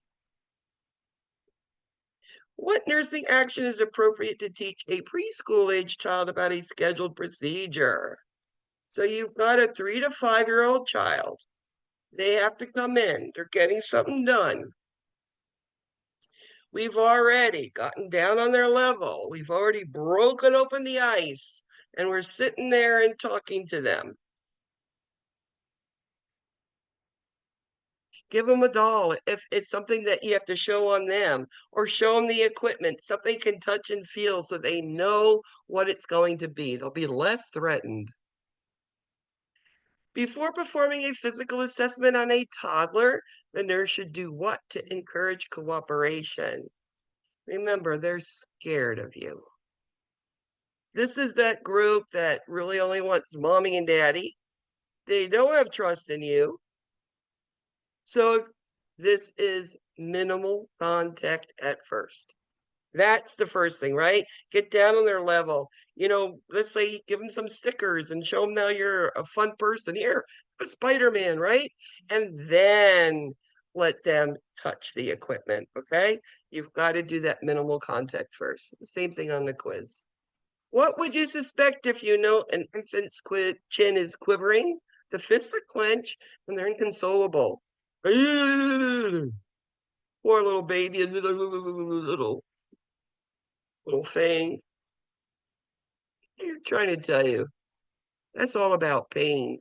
What if they were rocking their head to their side? What if they were hitting their head? They're going to tell you a location. They're telling you their ear hurts, or their mouth, their hands are in their mouth. They're telling you their throat hurts. Babies can show you where they hurt just by that. Multi. Erickson describes infants as trust versus mistrust. What does trust mean?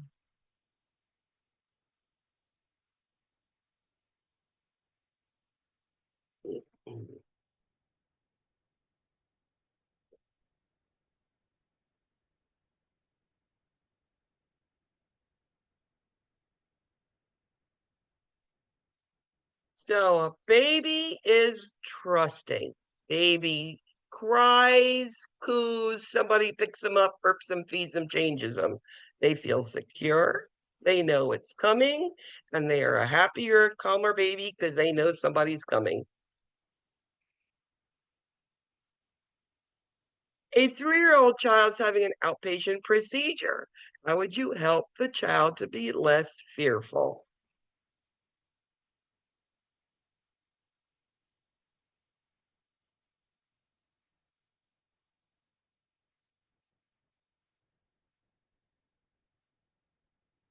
And when you look at this answer, could it be any of these answers? Yeah, it can be. Starting with a doll, let them show what they're going to do, talking to them as with the doll.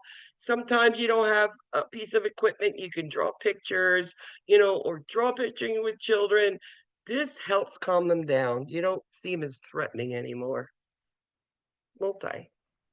You need to do an assessment on an infant. So you walk into the room, the infant is asleep in the mother's arms. What are you going to do? Can you do your assessment?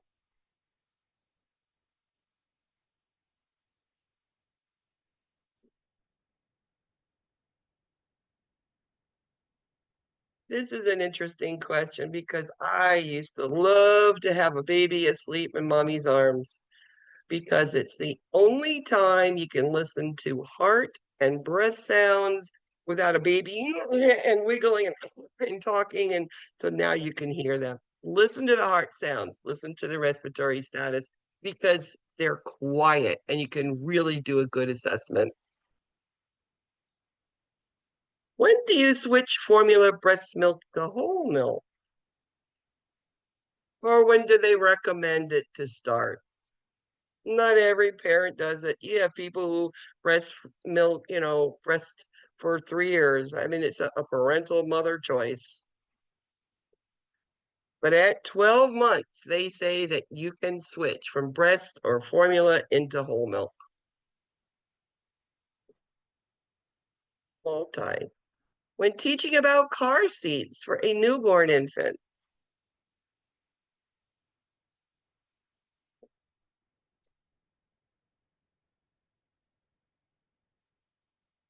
what's great about car seats today is a lot of pediatric hospitals have these Saturdays where they give car seats out to people who can't buy them, but they also help some parents install them and install them properly. And they're given training on car seats. I know where I'm from, they do that like once a month.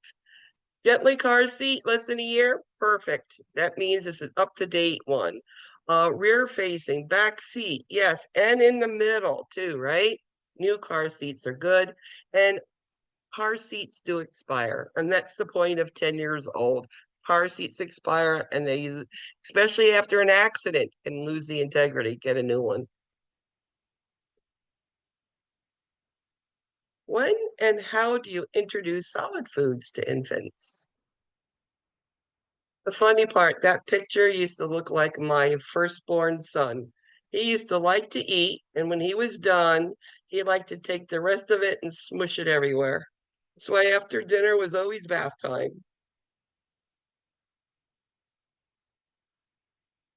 Introduce it at 6 months, one at a time, 4 to 7 days in between giving another food. You never add foods together. So it's fruits or vegetables. You can do fruit in 4 to 7 days, do a vegetable, yes, but not together. Before assessing a 4-year-old child, what techniques would you use to approach this child?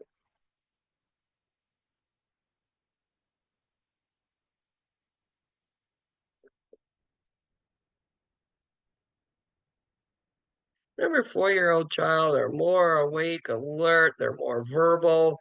This is a child that, number one, let's break open the ice. Number one, of course, you're going to sit down below them. Second thing is, all right, let's build a rapport. Play or, hey, man, that's cool. You got a Batman shirt on. If they have big blue eyes or big eyelashes, freckles, I'll mention something. Or lidded sneakers. Wow, your sneakers light up. This gets the kid to think that you're pretty cool now. Now you're not threatening. Once you do that, you can tell the child on their developmental level what you're going to do to them. What technique can be used to examine a toddler? Toddler, ages 1 to 3. I've got to do an assessment. How am I going to do it the easiest?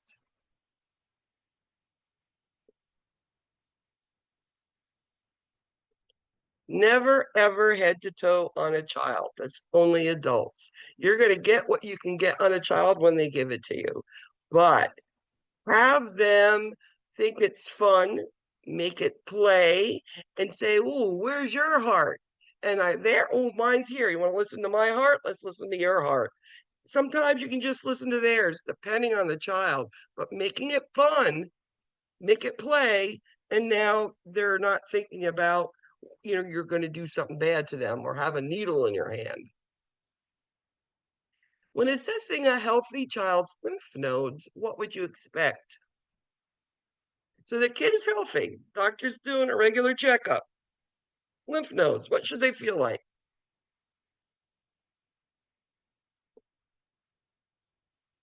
Shouldn't be able to feel them at all. Lymph nodes on children get distended that you can feel them when they're sick. They're showing you there's an infection, a viral, there's something going on. And you can't feel them. That's perfect. They're healthy. Which Erickson stages of development levels would be used for a toddler? Well, remember, who is a toddler? The selfish 1 to 3-year-old who's all about me, right? Autonomy versus shame and doubt. That is automatically me, mine, mine. That's toddlers, okay? Trust is a baby who cries and trusts somebody's going to come and get them. What pain scale would you use on a 3.5-year-old child?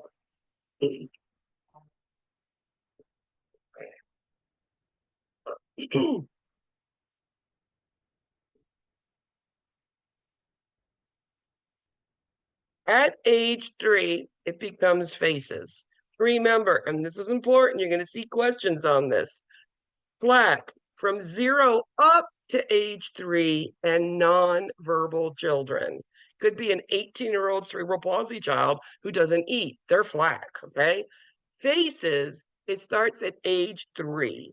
They say faces go up to age 8 and then it becomes numeric, okay? Very important thing there, those ages. Multi. Erickson's autonomy versus shame and doubt is used to describe toddlers. What does this mean?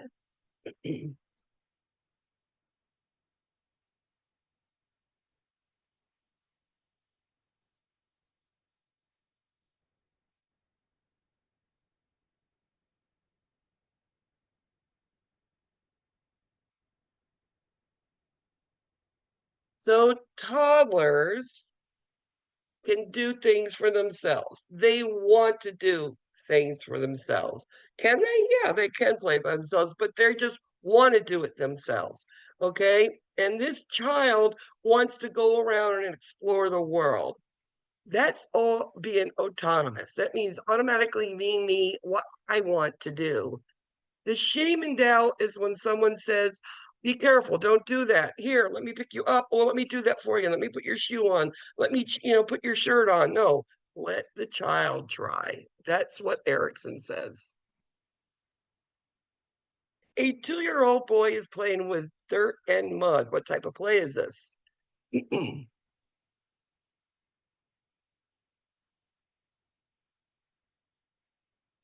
Yep, sense pleasure. Good job. A parent of an 18-month-old boy said that he says no to everything and has rapid mood swings. Is that normal for a toddler? Ages 1 to 3, toddler, 18-month-old. No, no, no, no, no, no, no, no, no, no, no. Normal? Absolutely. This is what they're known for. Selfish, mine, me, mine. What is descriptive of a preschooler's understanding of time?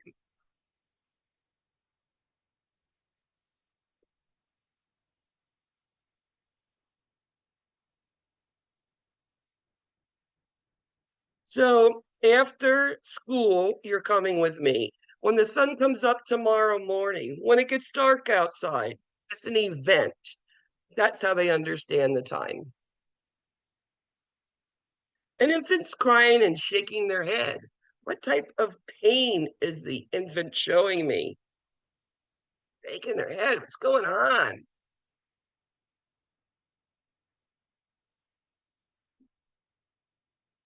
And they're showing you location. It's the head, it's the ears, it's something up here. It hurts. A 1-month-old infant's back of their head is flat. You tell the mother, she's concerned. Baby's head is flat.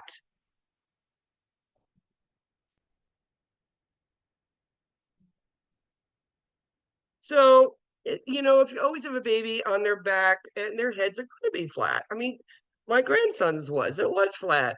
But with tummy time, tummy time, tummy time, it rounded out and he has a perfectly round head today. A newborn's mother has type O positive blood and the infant has type B positive blood. The infant's at the highest risk for what?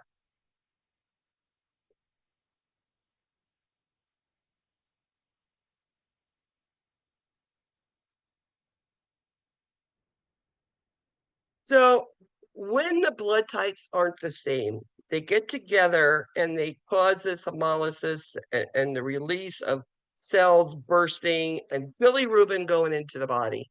This is that yellowness that occurs. This is when we put them under light. Sometimes they'll tell you to put them outside in the sunlight for 10 minutes in the morning and afternoon. The biggest thing with hyperbilirubinemia is it's a lot of this bilirubin is in the GI tract. The sooner you feed these infants and the more they stool, the quicker the bilirubin gets away. We, as nurses, knew put a baby on the lights, keeping them fed and watching their stooling. If they were stooling a lot, we know the next level is going to be a lot lower because they're getting rid of the bilirubin. Okay. So lights and stooling, feeding them. Which intervention may decrease the incidence of physiologic jaundice in a healthy term infant? What did I just say?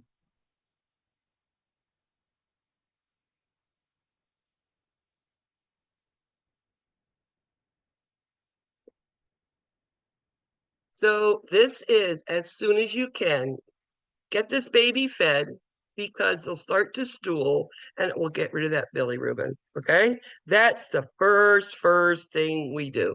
I mean, just think about it. If you know this hyperbilirubinemia, it's going to take time to get the light, put them under, etc. But in the meantime, you can feed a baby.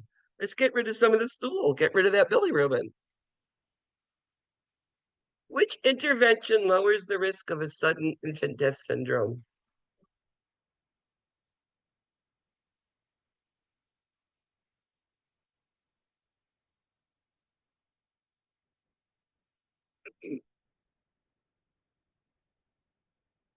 And it's basically only on their back. Years ago in the 90s, they said on the side or the back.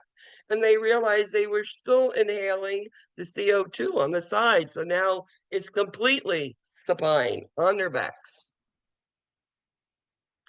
Infants crawl before they walk. This pattern of growing and development is called what?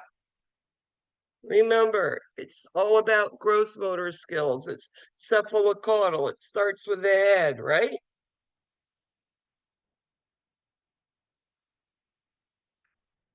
And it's their sequence. It's exactly what you expect them to do. How do you communicate with parents that do not speak a language that you know? One of the things I'll tell you about this and what this slide here is about, remember, never have a family member do any of your translation. They're going to put their own feeling in it. Always use the telephone interpreter or one of your fellow people that you work with, but never family because they're going to put their own twist on it. What age would most children could understand under, on top of, beside, in, over, around, all those good stuff, behind? Go get your shoes. They're behind the chair over there, right? And it's actually about 4 years old.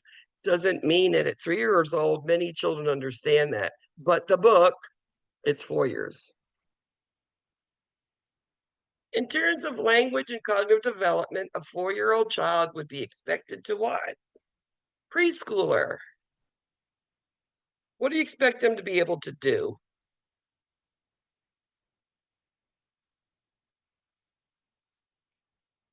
They should be able to follow simple commands. Go take your clothes, go put them on your bed. Take this, put it over there. Here, come with me. Get your shoes on. Get me, help me. They should be able to do all of that sort of stuff. Abstract, they have to see it in order to understand it. That's more concrete. Okay. Abstract means they can figure things out. That's adolescence. That is not these little preschoolers. What pain scale would you use to assess the pain of a toddler? Well, how old are toddlers?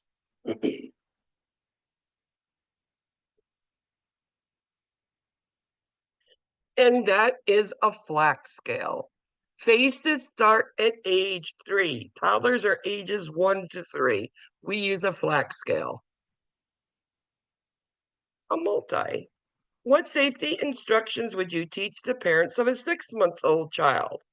What can a 6-month-old child do? Safety. What would you be worried about?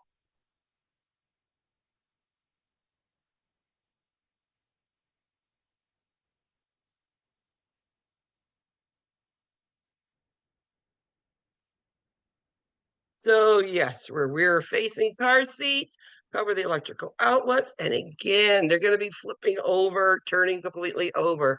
Be careful, have that harness on. A nurse receives a phone call from a mother about a 6-week-old baby. This baby's crying a lot every day, and what can she do? So I guess you're at a doctor's office, urgent care.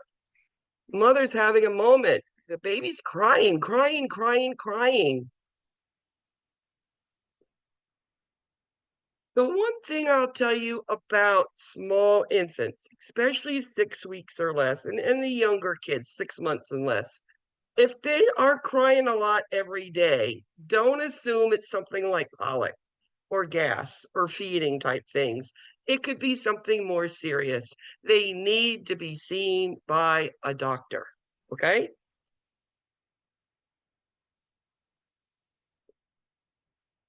What should an infant be able to do at 9 months?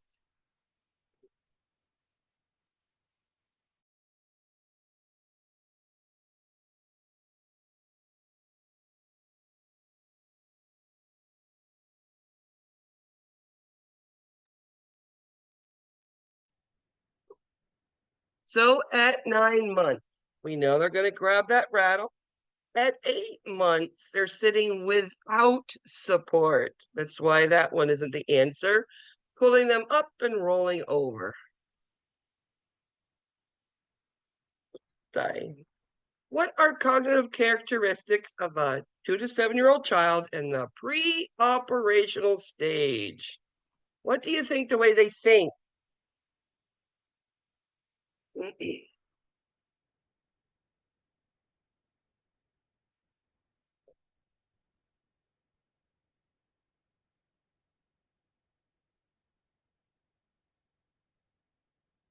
So these children, 2 to 7, they really don't understand other people yet. They haven't been exposed to too many cultures and other people. So they only understand what they know, right?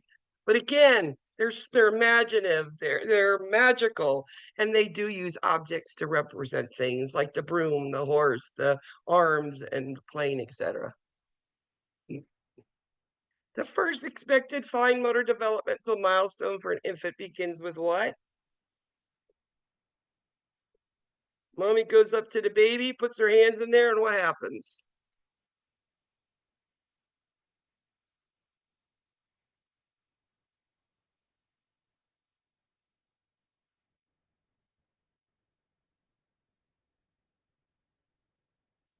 This is the reflex. Remember, it becomes voluntary when they, oh, I can grab that myself. But it starts with, oh, that happened. Oh, now I can close my hand. Now I know I can do that. Now where's the rattle? Now I'll do it voluntarily. A 2-year-old has difficulty in activity, sensory sensitivity, and only speaks one-word responses. How do you think we would assess this? Now, Point of this slide is telling you that many different facilities have all different checklists and stuff that we can use for all different scenarios. In this case, a 2-year-old, what they're trying to tell you is maybe there's some autism going on here. And the only reason why I say that is sensory sensitivity and not speaking that much. One word response as a 2-year-old is not enough. So this is showing you could be one of the things we use, the modified checklist for autism. Parents are concerned an 8-month-old child's not developing like their older child. What's normal for an 8-month-old child?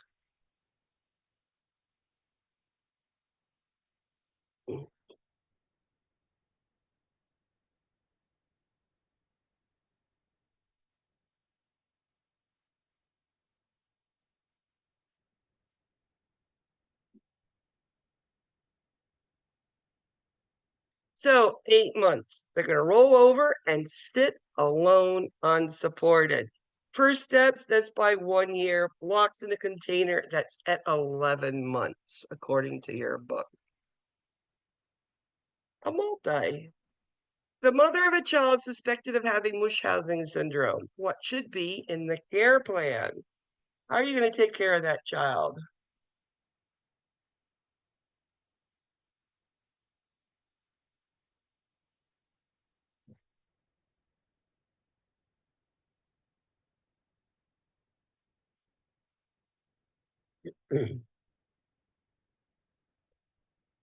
Munchausen. That means this person is hurting the child.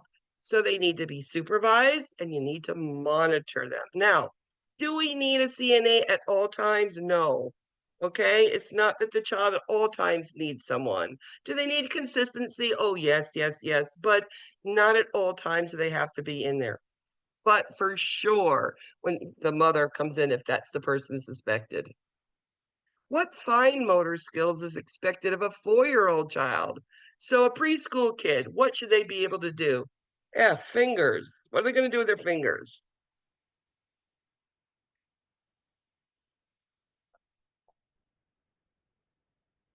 We're going to button a shirt. Isn't that easy? Now, skipping is gross, walking is gross. Tying shoelaces is fine motor skills, but that's more like 5 or 6 years old. Multi. What gross motor skills should a 4-year-old be able to do? Now, gross motor. G for get up and go, go, go.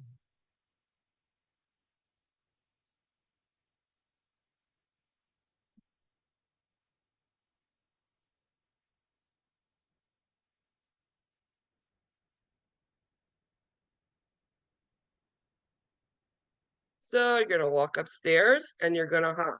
Tying is fingers. Jumping rope, that's more again like a 6-year-old. RNs doing a developmental screening on a 10-month-old should expect which fine motor skills from this infant? So fine motor skills, F fingers, what should they be able to do? 10 months old.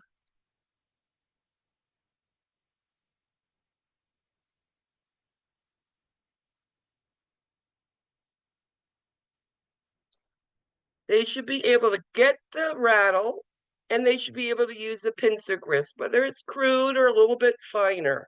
Okay. Objects in container is 11 months old. Tower of 2 blocks is 12 months old.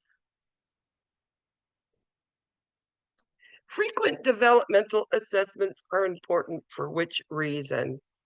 So I've been teaching you about when they turn over, what they do with their hands, their fine motor, gross motor. Why do you need to know this stuff?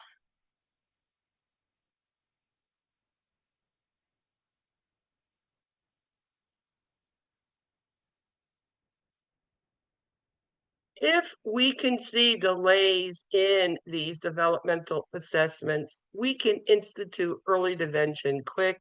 And the beauty of children, they do catch up very quickly. That's why I love working with kids.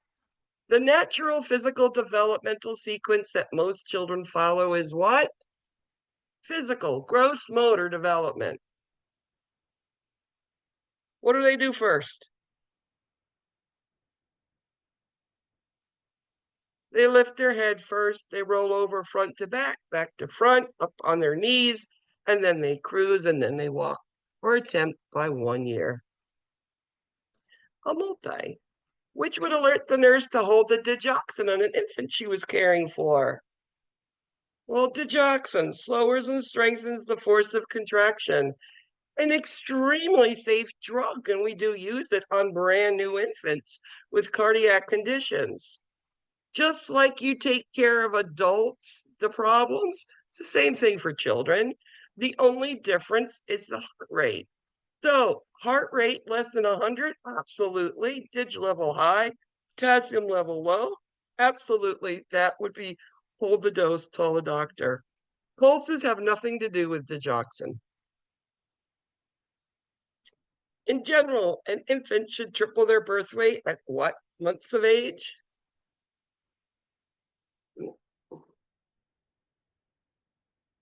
And that's at 12 months. Double at 6 months, triple at 1 year. When an infant's toes spread, when the soles of the feet are stroked, this is called. So you take the foot and you do that. What is this? Same thing for adults, same thing as infants. Babinski. Rooting is when you take the cheek and you rub it and then go looking for the bottle or breast. Startle reflex, when they make a noise or you hit a crib and they jump and it's the hands and feet splaying and they come up. Startle reflex is what it's called too. Can you prevent otitis media in infants?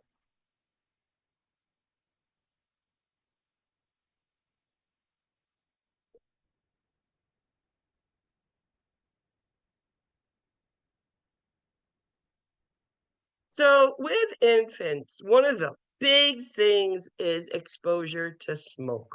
Okay, so keep the smoke away from them and it can decrease the incidence. And then, of course, keep them breastfeeding because, again, you're giving them all that immune system in the breast milk.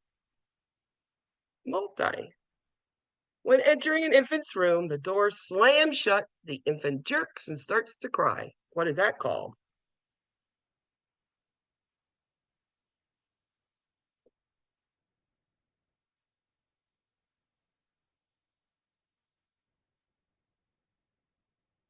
It's called either moral or startle. It's the same thing. It's the same words, interchangeably. Moral reflex, startle reflex is when all of a sudden their hands and feet come up. A 4-year-old is reluctant to take medication. What intervention should the nurse take? I think probably one of the most difficult things is giving medications to infants and toddlers and preschoolers, right? Some of them just don't want it. Preschoolers now, they're more alert. So one of the things that we've learned is straightforward approach. What do I mean by that? So you're going to have medicine. Do you want the liquid or do you want to chew the pill? Do you want the liquid in a spoon or a cup or a syringe? What do you want? That is straightforward. You don't give them an option not to take it. Now, we don't mix medicine with food or juice or milk unless it's a tiny itsy bitsy amount, because if they don't drink it all, or eat it all, did they take their medicine or how much did they take? So hopefully we don't put it in a whole bottle, just a little itsy bits maybe, but not a big quantity. Which intervention helps a hospitalized toddler feel a sense of control?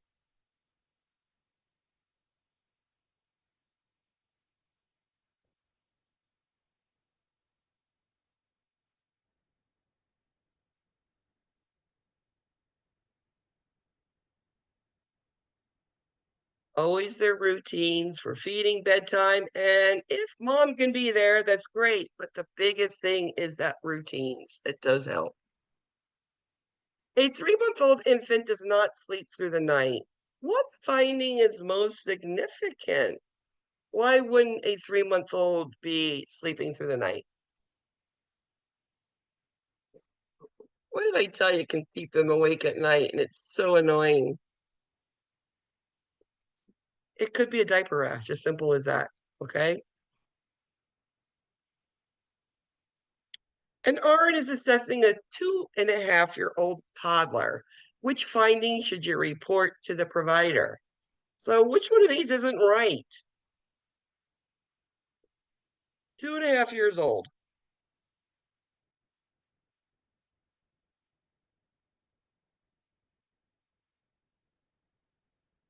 This is all about what I was telling you. At birth, the heads are bigger than their chest. By about a year and a half, the chest should be bigger than the head or at least equal to it. If not, why? Die. What are risk factors for SIDS?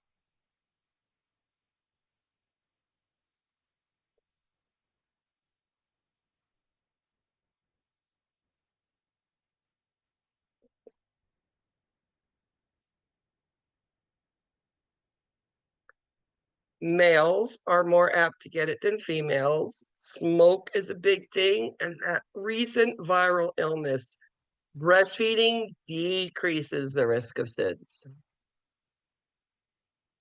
What does the rooting reflex enable the infant to do?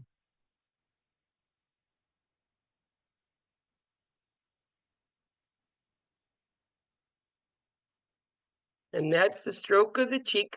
And I'm looking to drink. Very good. A multi. The child has been admitted with profuse diarrhea for 2 days. What would you expect? So think about it. I'm losing diarrhea. Diarrhea is full of all the alkaline from all the digestive juices that you use to digest food. So alkaline's being lost. What are you left with? You're left with acid. So metabolic acidosis is what you're left with. Now, you're losing diarrhea. Could be potassium too. So hypokalemia, metabolic acidosis. Now, the reason why I put a question like this in, there was one HESI that had 4 acid-based questions. So I'm going to be repeating to you, what does it mean when you have something? If you have diarrhea, you're losing a whole bunch of alkaline. That's your digestive enzymes. They're all alkaline. If you're losing it, what are you left with? Acidosis, okay? So you're vomiting. What do you vomit? Acid. What are you left with? Alkaline. That's metabolic alkalosis, okay? Try to think about that. You're going to hear this in MedSurg too. You're going to hear it with me. Normal language skills for a 3-year-old child.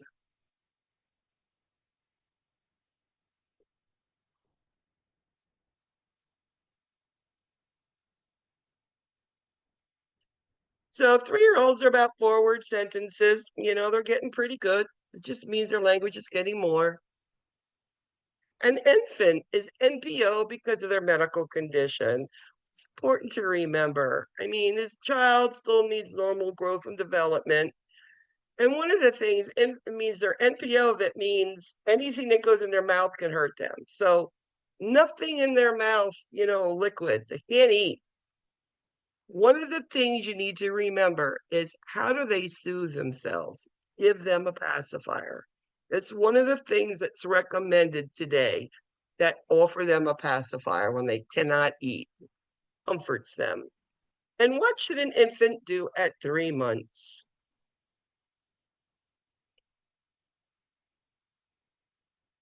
And you all know this one for sure. And they lift their head up. Lift their head up at 3 months. We turn from their abdomen to their back at 5, back to abdomen 6. We're up and we're crawling by 7, 8 months sitting unsupported. 9 months, they're on the top. They're cruising around.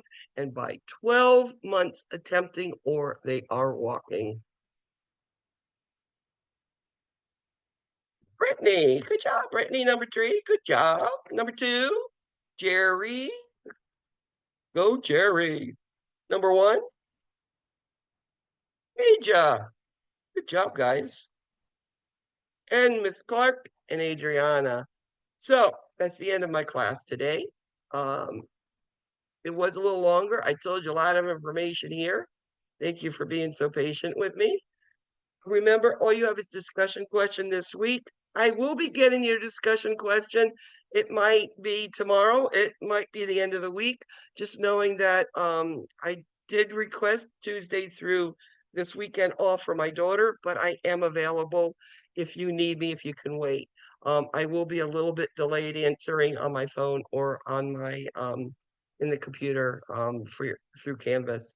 If you need me, holler, holler, or you know where else you can go. You go to Dr. Brown or you can go to Professor Morris. Anything anybody needs? Will you be posting the Kahoot questions later? Okay, I'll be just want to doing make it sure. as soon as I get the recording. It'll all be posted before I do anything else. Absolutely. Yeah. Thank you. Absolutely. You're very welcome, guys. Have a great evening. Remember, quiz 2, first thing next time on this stuff.